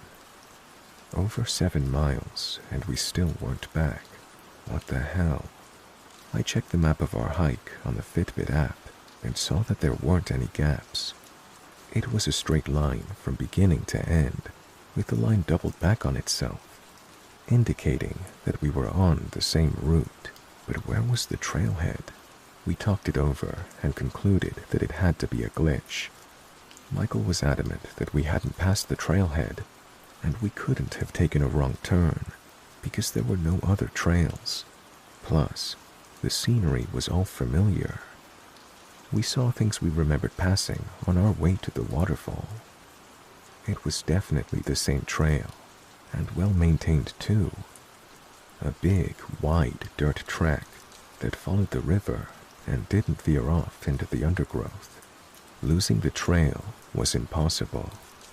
At that point, we started to feel demoralized, but what could we do except keep going? Our phones still didn't have service. Michael was in a lot of pain and struggled to put weight on his sprained ankle. It was twice the size of his other ankle. He was sweating. I was sweating. The whole thing started to feel like a nightmare. When we went another mile and still didn't reach the trailhead, we panicked. Night falls fairly quickly in the forest, and we had little daylight left. We were almost out of water, had no rain gear or other food, and the only flashlights were the ones on our phones. Of course, we cursed ourselves for not bringing more supplies, but we were only supposed to be out there for a few hours. It was just a short day hike, and we had no idea how it could have gone so wrong. Out of desperation, I yelled for help. We'd seen no people since that strange couple had abandoned us near the waterfall, but I was sure that we had to be close to the parking lot. That didn't mean there was anyone there, but we were both so freaked out. I was willing to make a fool of myself if it meant rescue. To our dismay, nobody answered. We were alone. In an attempt to get a grip, we reasoned that maybe we really had passed the trailhead we started at. Maybe we were so focused on keeping Michael off of his bad foot that we'd simply missed it and were hiking toward the next trailhead. We were pretty sure that wasn't the case, but it was the only explanation that made sense. We were definitely still on the same trail, and though we couldn't be certain, it seemed like the landscape had changed. We no longer recognized any of the landmarks except the river, and that seemed to support our theory that we'd gone too far. We knew we weren't walking in circles. That wasn't possible. Should we turn back? We mulled that over for a few minutes. If we were wrong, backtracking would guarantee spending a night in the woods. Michael couldn't deal with that ankle forever. We decided to press onward. I'm not crazy, right? I asked. That initial hike was only 3 miles. We went 3 miles to the waterfall. Yes, Michael agreed. The entire hike was supposed to be a little over 6 miles out and back. We've walked a lot farther than that. We should have gotten back a long time ago. I don't understand what's happening. When night fell, we picked up the pace. Michael stopped leaning on me and limped down the trail as fast as he could. He later said adrenaline dulled the pain of his injury and gave him the motivation to continue. That part of Oregon is mountain lion country, and I just read about a lion attack a few weeks prior to our hike. Being caught out there in the dark was the absolute last thing we wanted, but there was nothing we could do about it. We were scared.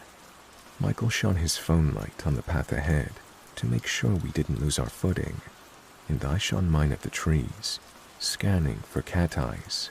I was crying. The Fitbit said we'd hiked 9 total miles. After 9.5 miles, we finally saw the sign for the trailhead and scrambled toward it. Relief didn't completely wash over me though, because I expected we'd have to either hitchhike back to where we started or trudge along the side of the road for a few more miles. There was simply no way this could be the trailhead. It was 3 miles past where it should have been. As we climbed the short set of steps up to the parking lot, sweaty, thirsty, exhausted, and completely unnerved, I hoped to see a car.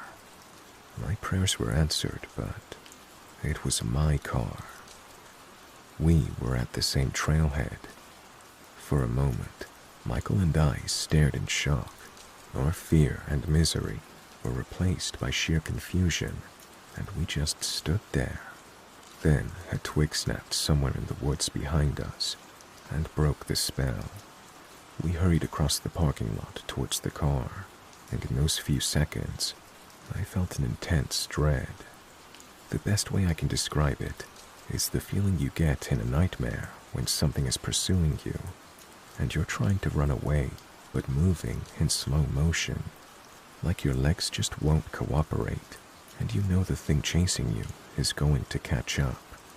This is the only time in my life I've ever felt that way outside of a dream. We managed to pile into the vehicle and peel out of the lot. I was shaking. Michael was rambling about time distortion and dehydration, and how we must have lost our bearings somehow. We got out of the national forest and onto the highway, and it was a while before we encountered any other cars. I didn't fully relax until we made it back to civilization. Neither of us can figure out exactly what we experienced.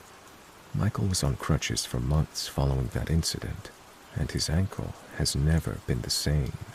I still have the bone I found, but I keep it in a box because it gives me bad vibes. When we go hiking these days, we stick to the crowded trails.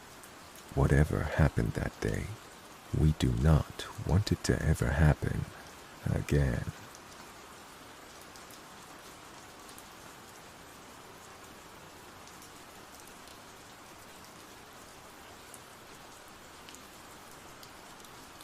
I was 22, fresh out of college, and had just started my first real job in graphic design. I was living in a small rental in central Ohio, Chillicothe to be exact, and driving back from my parents' place about 2 hours south. My car, a rusted old Buick Skylark, had been on its last legs for a while. I had no AAA, no smartphone, and no real backup plan if things went sideways. Of course, things went sideways. Somewhere around 10 p.m., just outside of a small town, my car started making this awful knocking sound. I tried babying it along, but within minutes the engine sputtered, and I coasted to a dead spot just past a little side road with nothing but cornfields in every direction. I sat there for a while, hoping maybe it would magically start again. No luck.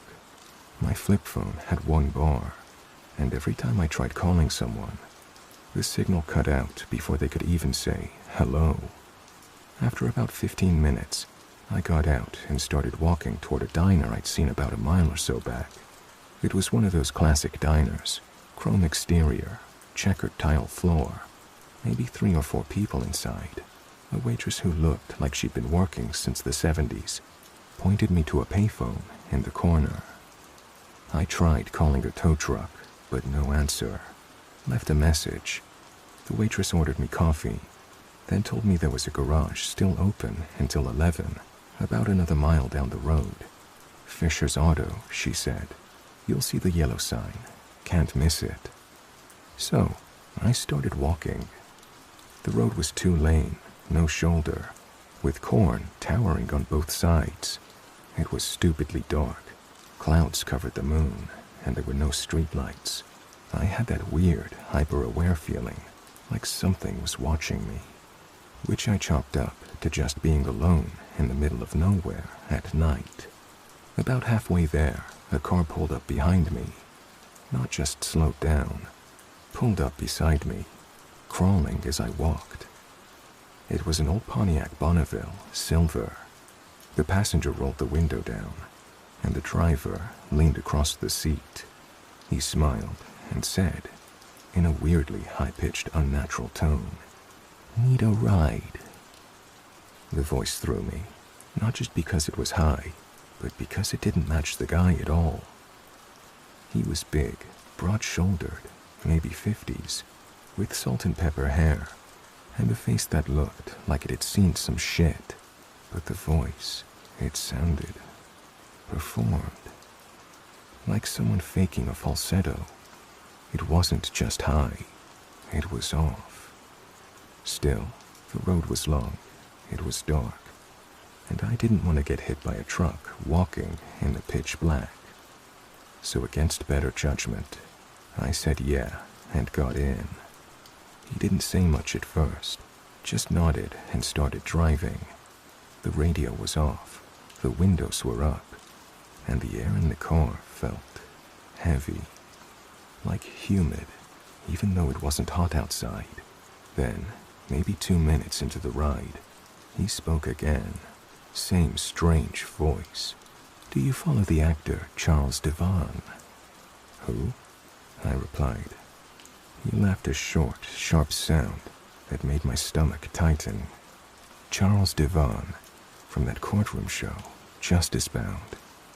He used to be big." Now I had heard of the show. It was one of those daytime legal dramas that used to air when I was a kid. My grandma watched it religiously, but the guy hadn't been in anything in years. I shrugged and said, "Not really. My grandma used to watch that show." And the driver just nodded slowly. Yeah, he was really upset the last time I saw him. I looked over like, "What?" "You know him?" I asked. He just smiled. Not a normal smile. This tight, teeth-baring expression, like someone mimicking a human expression. "You'll see," he said, and went quiet. I remember turning my head to watch the road, heart starting to pound. That's when I saw the yellow light of the garage up ahead. I mumbled something like, "That's the place," and he pulled over without another word. Before I got out, he reached into the glove box and pulled out a glossy black business card. "In case you ever want to visit." It read, "Michael Vander, owner, The Gilded Lily." No address, just a name, a business name, and a 10-digit phone number, handwritten in red ink on the back. I didn't say thanks. I just got out and practically ran to the garage. Fisher's Auto fixed my car by the next morning. Turns out it was a busted alternator. I tried to brush the whole thing off. Just some weirdo who gave me a creepy vibe, right? Then the news came on while I was waiting in the garage lounge. Veteran TV actor Charles Devon found dead in his Los Angeles home. Apparent suicide. The room spun.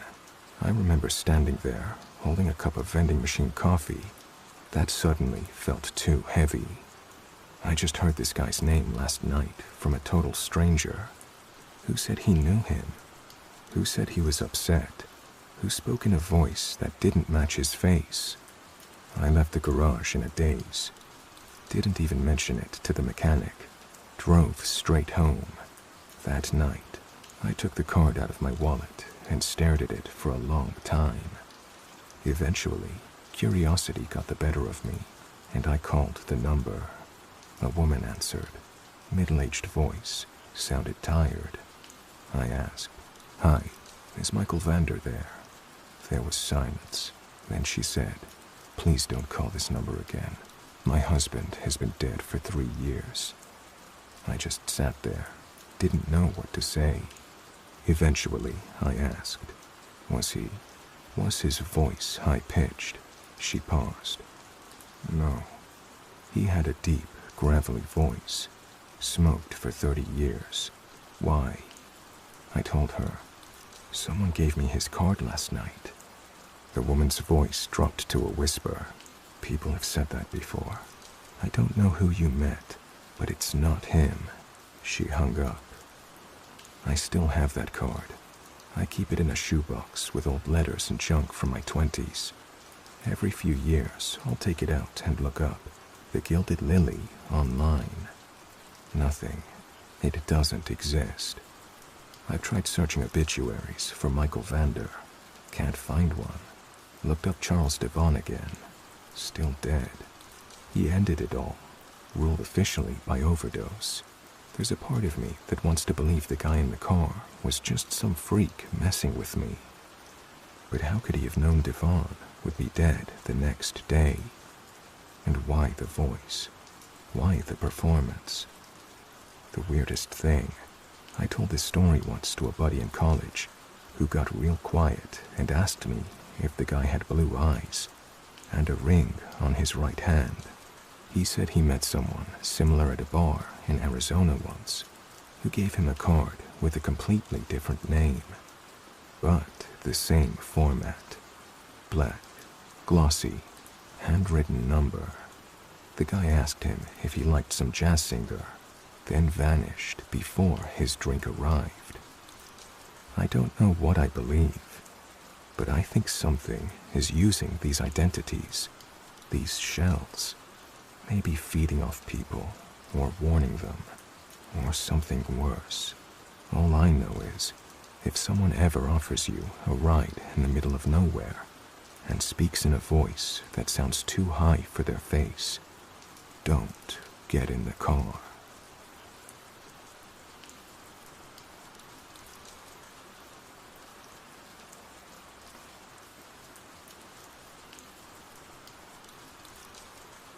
About 2 years ago, my family and I moved from New Jersey to Florida for a fresh start. Before I start my encounter, I want to iterate my mental state at the time, because it contributes to how I acted at the time of this story. So the night of the move, my mother got a call from a close family friend.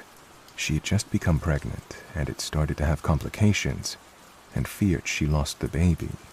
My mother, being the awesome woman she is, went over to help and watch her young son and calm our friend down, and told her to go to the hospital to be sure and check her.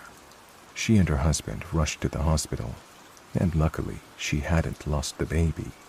But it wasn't until 1 in the morning until my mother got back, and I was still up waiting for her to get back. So yes, we were dead tired the next day when we had to pack everything up for the long trip to our new home in Florida, while my father, who had slept through the whole ordeal the night before, was not. But that's just me bitching. Anyway, I'm driving with my mother while my father is in another car, and I'm not exactly happy about the move. So tired and upset, we continued on with our trip. We've always driven from New Jersey to Florida for years, and never had any really weird experiences out on the road. I'm not sure about my parents, but they've never talked about anything creepy in my 22 years that I've been alive, and I've traveled with them. And trust me, they love to tell stories, and I do too. So when this happened, I was wholly unprepared for it.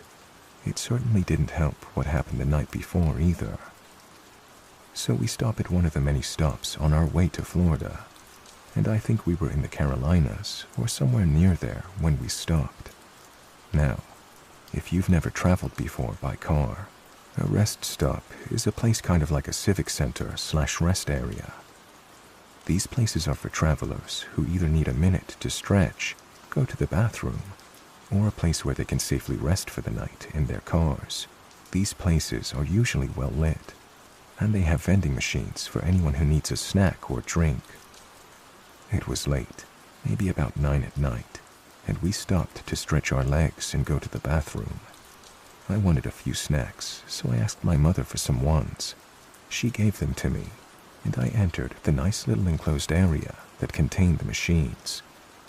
So I'm standing there alone, picking what I want, when this woman comes in. She's a short, skinny older woman who's dressed nice with bleach blonde hair. When I glanced at her and smiled politely, she comes right up to me and holds her hand out for a shake and introduces herself. I can't remember what her name was. Dumbfounded, I shake her hand back and stupidly told her my name. After that, she launches into this tale of woe about how she lost her wedding ring, had a head wound, and that her car was out of gas and she needed money and other things that I honestly can't remember. And I'm just standing there listening and trying to figure out how to get out of this situation. Now, you have to understand, this was literally the first time anyone had ever approached me at one of these stops. Mostly because I think I don't have the most friendly of faces for people to approach for help. Even though I'm a girl, I'm around 5'5" to 5'6". I'm taller than most girls, especially for this woman. Broad-shouldered, and I resemble my father, who doesn't have the most welcoming of faces either, and acts it.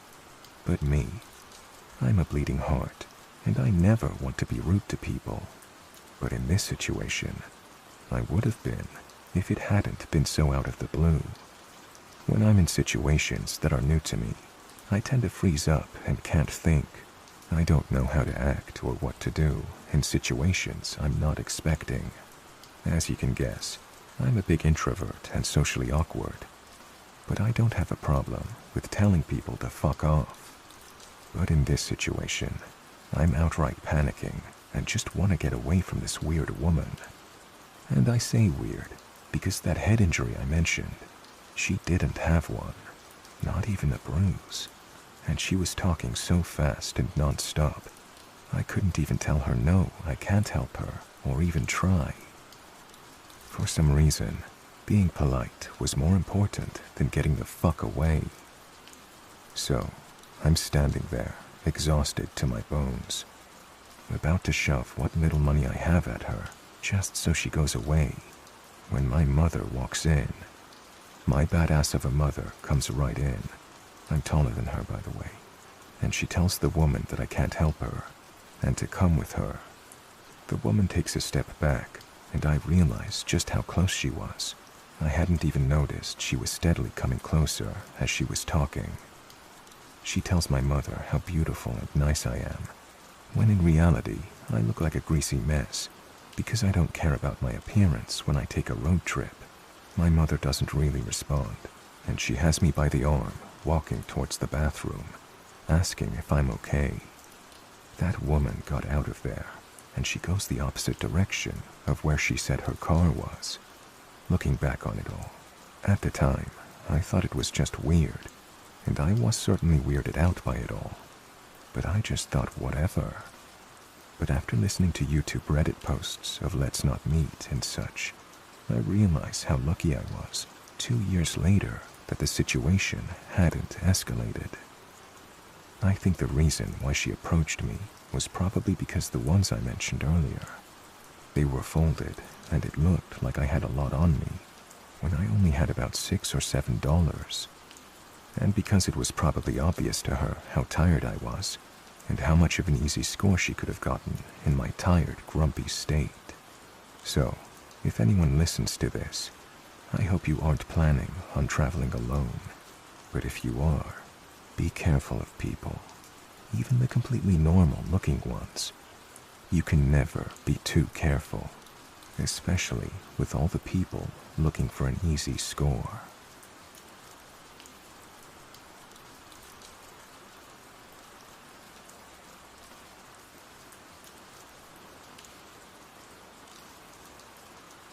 Not even half an hour ago, I just had one of the freakiest paranormal experiences that I've had in a while. To give you some backstory, I live in an apartment attached to a funeral home. I'm a mortuary science student, and I work for this funeral home to get experience while I'm in school to be a mortician. The funeral home happened to have a vacant apartment set privately in the back that I couldn't possibly turn down as I moved away from home for this school. And I needed an inexpensive place to live. Since the day I moved in, I've been having notable paranormal experiences. For a couple of months, I kept them to myself, not wanting to seem like I was feeding into some spooky funeral home stigma or making it up. But eventually, I was experiencing enough that I had to bring it up to a coworker of mine, and she confirmed that she and a few other employees had seen and heard the same things I have. That being said, it's not news to any of us that the place is haunted, if that's what you want to call it. Now, on to my story. Today, after I got home from classes and went home, I was feeling extremely uneasy. My apartment felt extra dark, and I felt sort of jumpy. I was standing in my bathroom braiding my hair, and one of my coworkers texted me. She said she has a weird feeling and asks me to go check the front doors of the funeral home to make sure that they are locked. I read her text as I braided my hair, and her next message pops up. I'm 99% sure I locked it, but I just have a nagging feeling about something. I told her I'd go check. I finished braiding my hair and slipped on my shoes and walked to the door in my apartment that opens up into the back of the funeral home. The lights are off, and I don't bother turning them on, as the motion sensors in the hallway always kick on by themselves. I made my way to the front lobby, which was dark, not counting the light through the front door windows. I walked to the front doors and pushed. Sure enough, both unlocked. At that moment, I had a really heavy feeling like someone was behind me or watching me. I kept turning around to look, but standing by the light at the doors and looking into the dark lobby made it almost impossible to see. I hurried up and locked the doors and made my way back through the lobby. As I was about to enter the hallway, I hear a little girl giggling. I stopped dead in my tracks for a moment, just at the end of her giggling. It sounded like she was coming from behind a door not 6 feet away from me. I got chills in my entire body and hightailed it back to the lit hallway and into my doorway. I locked the door behind me and immediately heard a loud bang from a room in the funeral home. I have no idea what it was, but it was loud, and I'm not about to go check. As I was standing there, shitting my pants, I texted my coworker back saying, the doors were both unlocked. As I'm typing her my story of what happened, she says, I don't know, man. I've been getting weird vibes in there all day. I think maybe it's safe to say the spirits in here are extra active today.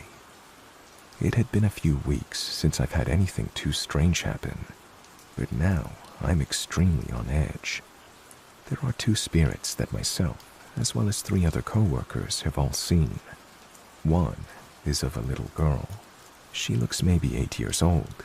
She's slightly taller than average, and she shows herself so briefly, you wonder if you even saw it. I would almost say she looks 10, but when we hear her giggle, she sounds like a young girl of maybe 6 years old. The other is a tall, shadow-like man who wears a long black coat and a black hat. He's an entirely different story, though. I'm chilled right now. Some days in here feel weirder than others, and tonight feels like the kind where I probably won't get any sleep. I feel so anxious right now. Usually these things happen in waves, so I feel like I'm just waiting for the next thing to happen. I'll share another of my experiences here at the funeral home and in my apartment. The day I moved in, I was trying to clean and dust everything as I unpacked. I was listening to music and polishing one of my end tables when something caught my eye. I glanced up toward my hallway where my bathroom is located and briefly saw what looked like a little girl peeking at me from behind the door frame. I did a double take and she was gone. I paused my music and kind of stood there with a stupid look on my face, I'm guessing. I heard a soft rustling noise from the bathroom, like the sound of maybe the shower curtain. I walked over to the bathroom and peeked in, but of course, there was nothing there. My first few nights there were pretty normal. Some strange noises like bumps on the wall, knocking, brushing noises. But I chalked it up to the fact that I was in a new place, and those noises were probably normal in the building. One night, I was taking a shower, minding my own business, when I felt an ice-cold air on my back. I didn't have the air on at this time, and there are no windows in my bathroom that could cause a draft. I felt immediately uneasy and peeked out behind my shower curtain, only to see that everything was normal. I went back to showering and tried to pretend nothing happened. As I was facing the water, my towel that was draped up over the curtain rod fell to the floor. I jumped and whipped around and quickly peeked behind the curtain again. Nothing. I was pretty shaken now, and I picked up my towel and draped it back over the rod. I tried to hurry up and finish my shower. Just as I was about to turn off the water, I hear my bathroom door click. In absolute fear and panic, and ready to nakedly fight someone, I ripped open the curtain to see my door slowly opening. I stood there and watched until it slowly reached the doorstop. I said something along the lines of, "Oh my fucking God," through tears, and fumbled for my towel and ran out of my bathroom. I got dressed and left for the rest of the day, and didn't come back until about 9 that night. Nothing happened the rest of that evening. After that, things were pretty quiet for a little while. Around 2 weeks later, it was a little after midnight, and I was doing my laundry. My washer and dryer are in the actual prep room, where we embalm people. So to do laundry, I'd have to go into the back hallway of the funeral home. I had just put in a load to wash, and was walking back to my apartment door at the very end of the hallway. I heard a door latch. Kind of like the door was closed in the frame, but not latched, if that makes sense. It made me jump, and I turned around, and at the end of the hallway, I saw the tall shadow man. The owner of the funeral home was a big man who wears a long black coat in the winter, and has this black cowboy hat sort of thing he wears. So for a split second, I thought maybe it was my boss who'd come in for something, but it wasn't. It felt like a good 2 or 3 seconds that I watched him cross the end of the hallway, and he just disappeared into thin air, almost as I was focusing on him. I mentioned in my original story that there are motion sensor lights in the hallway, and these lights were all on during this encounter. He was tall and big. He had a hat on similar to the one my boss wears, and was black from top to bottom, like a really opaque shadow. Needless to say, I almost shit my pants.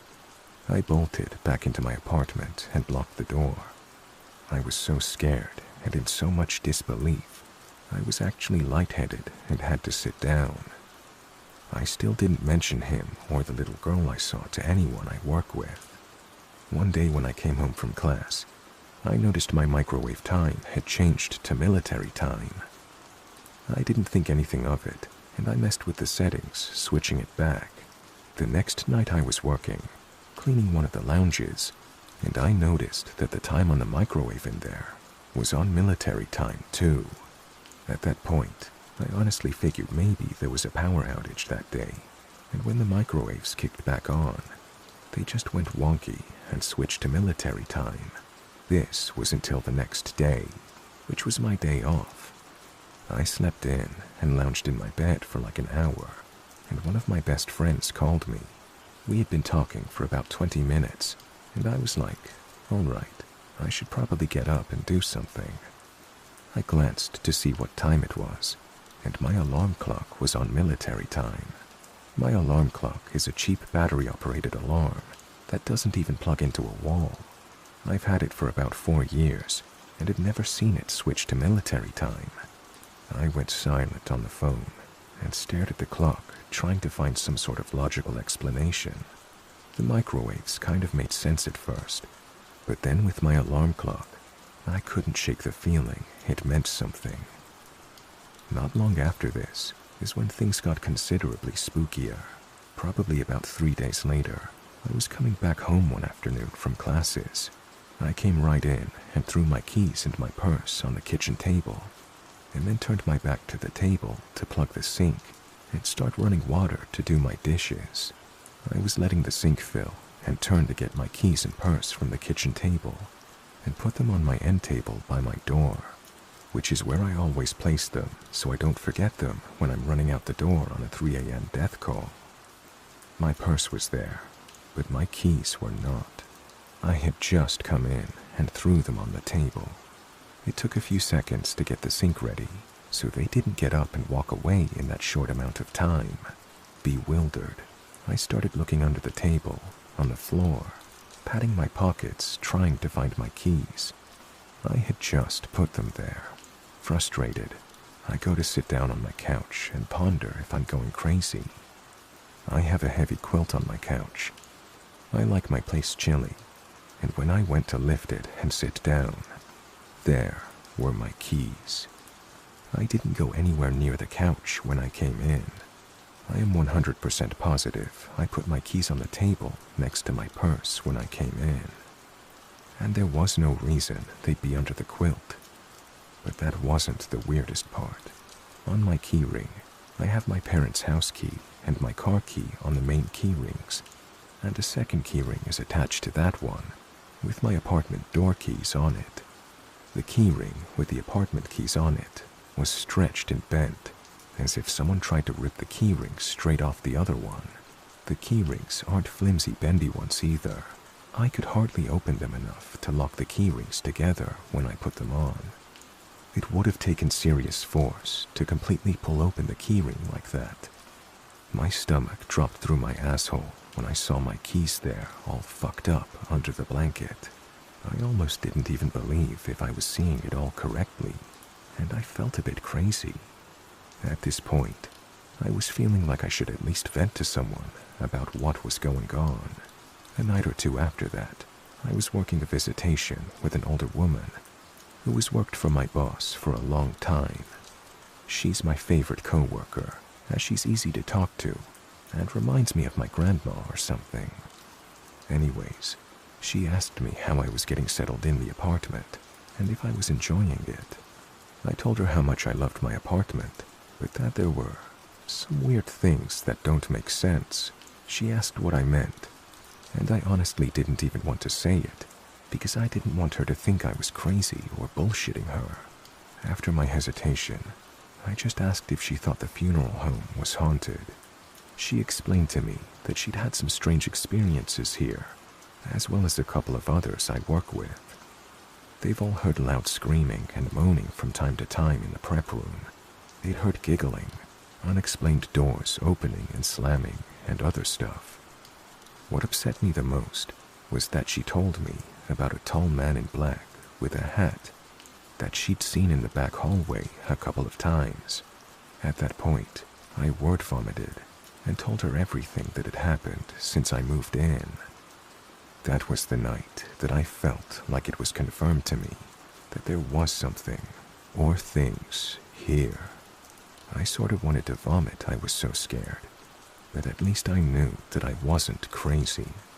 For a few weeks after that, nothing huge happened. I would always hear strange noises at night. It's not uncommon to hear a door open and close by itself somewhere in the funeral home. I've also heard people talking, hear cots sliding around on the floor, and the same moans and screams my coworkers have all heard. This has become almost normal to me, so although it's freaky, it wasn't bothering me directly, and I could live with that, at least for a little while. Once again, things picked back up one day when I was in my bedroom putting clothes away. I was sitting on my floor folding a mountain of laundry when I heard a loud, clear as day sound of a man clear his throat in my living room. The kind that you do to get someone's attention. It was so clear and real, I didn't even think ghost. I was confused for a moment, thinking my boss had come in to speak to me, but surely he'd knock. Nobody ever would just walk in here. I hopped up and stepped into my living room. Nobody there. I peered around the corner to see if anyone was in my bathroom. No one. The realization that I was alone set in, and my stomach sort of dropped. But honestly, I was so used to so much activity that after a few minutes of pacing around in disbelief, I sort of shook it off and went back to folding laundry. In the most recent weeks, the most I've experienced are the normal sounds and voices and bumps in the night that I always hear. One night, a couple random lights and my TV all shut off at once unexpectedly, and I had to go into the funeral home utility room to flip the switches in the breaker box. I notice that when I have someone over and start telling them about the spirits, the lights or TV will shut off. A friend of mine has experienced this with me on 3 different occasions. That pretty much catches me up to the original story. It's been an absolute ride living here. Some nights it's nothing, and some nights I sleep with the blankets over my head. I really appreciate you all taking the time to listen. It actually feels sort of therapeutic to share with you all, and I never guessed so many people would be interested in my story. Thanks everyone for being so cool and giving so much kind feedback.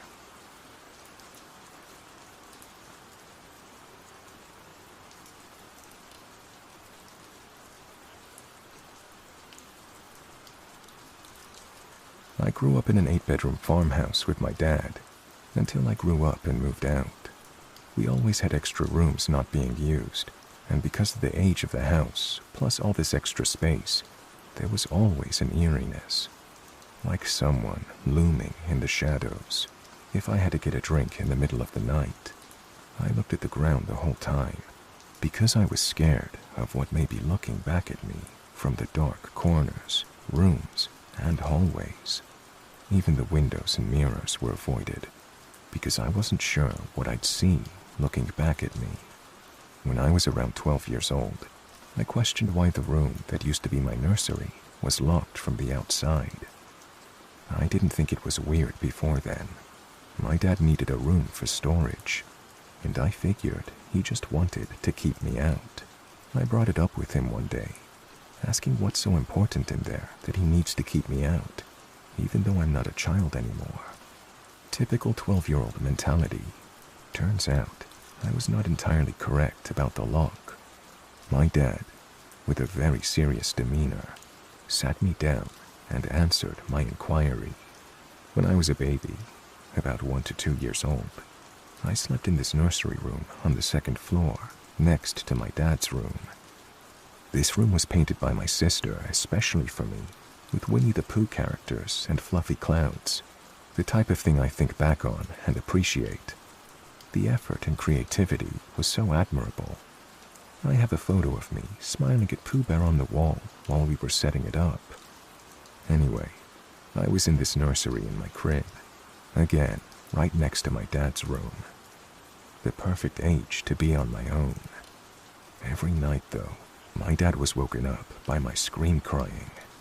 He had raised 4 children before me, so he was not making first-time parent mistakes that would otherwise be in question. He thought it was probably the switch to being in my own room than rather being in his room that caused my nightly discomfort.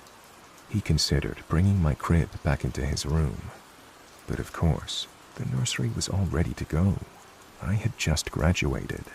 For a while, when I cried in terror, he would come in and check on me, only to find that nothing was wrong in the sense of present stressors like temperature, diaper change, hungry or thirsty, stuff like that.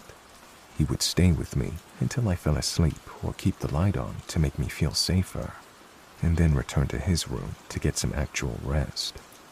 One night, after finally having enough of my distress, he decided to camp out on the floor of my nursery to see if he could figure out what was the matter, but mostly to try and sleep through the night. This was the last time anyone slept in there. I was able to doze off now that I wasn't alone. He, on the other hand, was tossing and turning on the hardwood floor, not comfortable enough to sleep. As he lay there on the floor, mulling over the situation, boom, boom, boom. He was jolted to his feet by a few massive blows to the floorboards beneath him, centered directly on his back, as if someone on the first floor had a battering ram aimed at the ceiling. His first instinct was to rush downstairs and check for intruders. He is a man of logic, brave and ready to defend his family. However, when he got down there, the lights were off.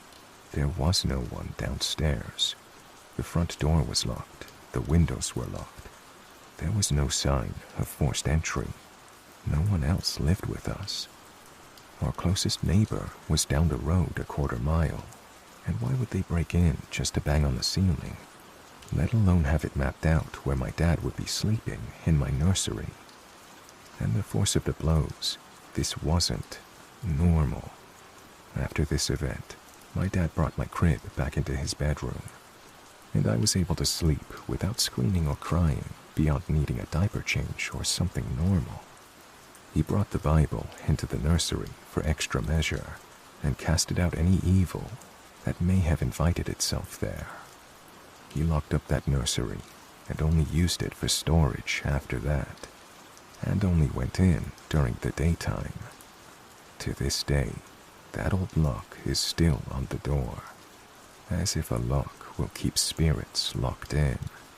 Short of pretending that experience never happened, he couldn't rationalize it enough to do anything else.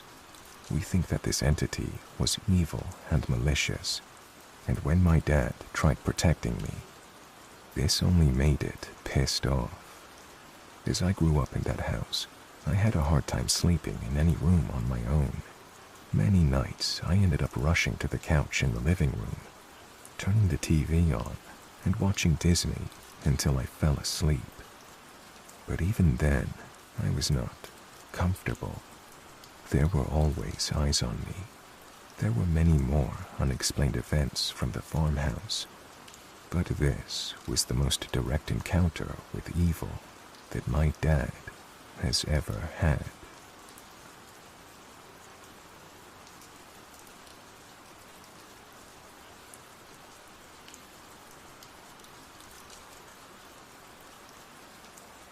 So back in 2015, I had the choice of getting a dog and getting a smartphone. I'd never had a dog in my life, or a decent phone come to think of it, and I'd been saving up for a phone anyhow, so naturally, I picked the dog. My dad knew a fellow who had a couple of border collies that had recently had a litter. So we drove out, and the guy gave me the last pup. Enter Bailey. A couple weeks after he got his shots, I started walking him. My parents figured I was going to be hanging out at the local park with my new pup, so I could get him socialized.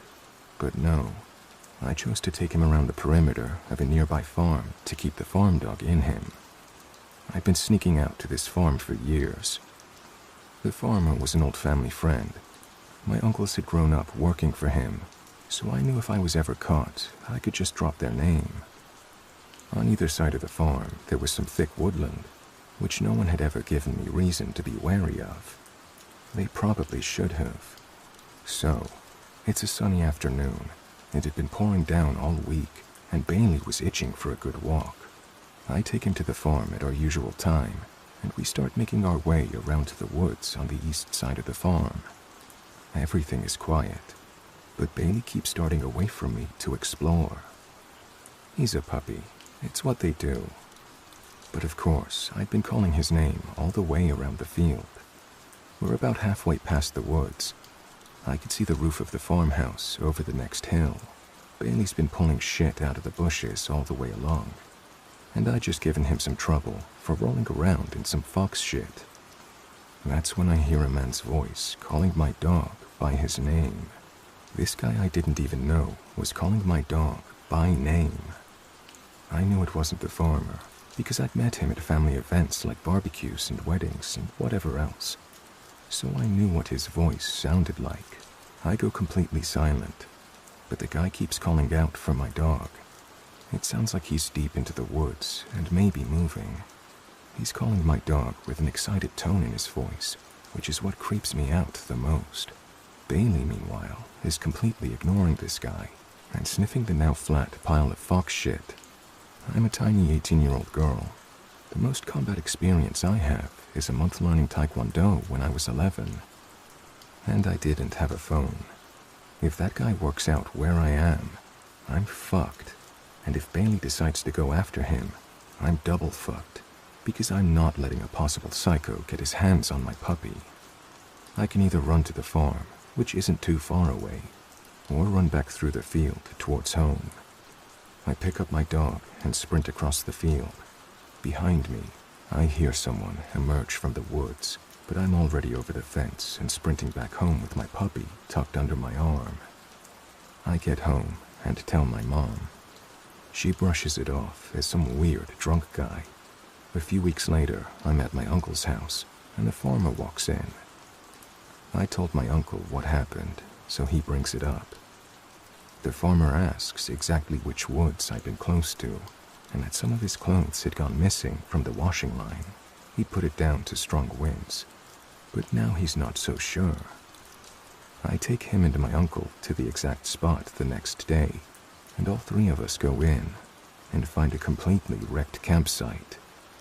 There's no clothes or anything, but the tent has collapsed in on itself. There's no fire, but there are some empty gas canisters like you'd use for a portable stove, and empty packets of food scattered everywhere. We report it to the police, but nothing ever really comes of it, except that I got a phone not long after, and I keep it on me whenever I go out.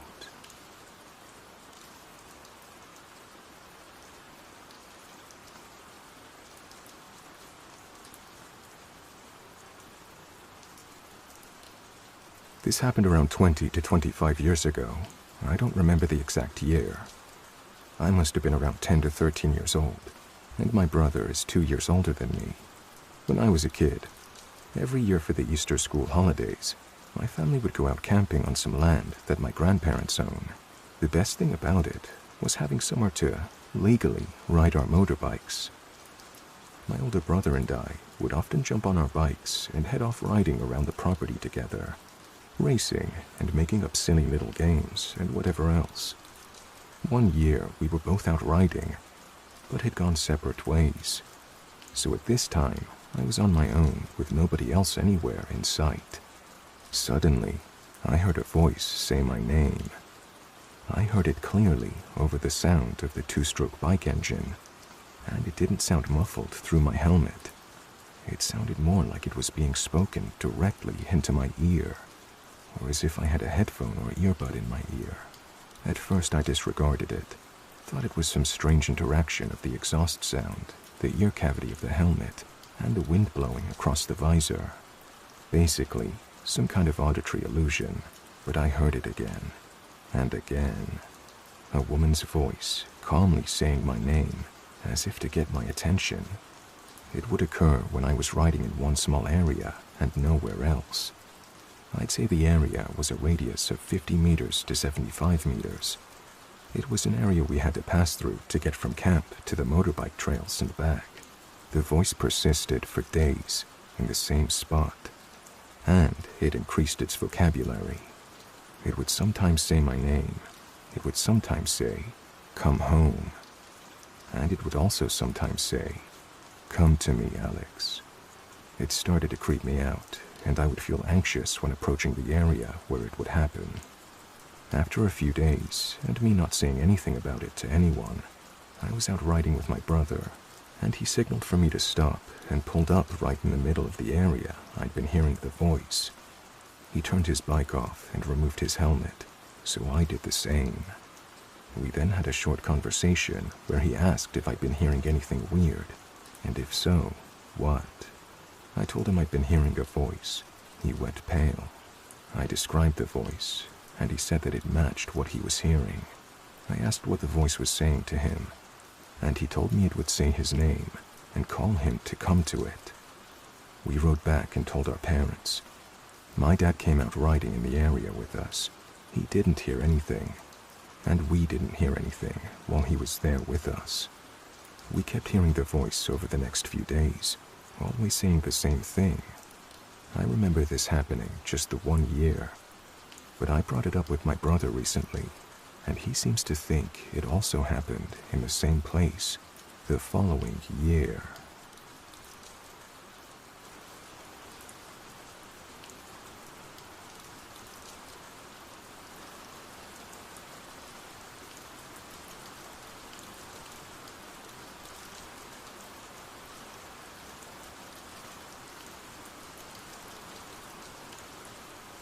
Hey guys, I hope you enjoyed that. If you have a scary story you'd like me to read on the channel, please send me an email or post it to my subreddit. You can find details of this in the video description. It's the stories that make this, and this is the best way to ensure variety in the stories I share. Thank you all for listening, and a special thanks to my channel members and patrons who now have special access to ad-free videos and other behind-the-scenes content. Once again, thank you guys for listening. Have a great night.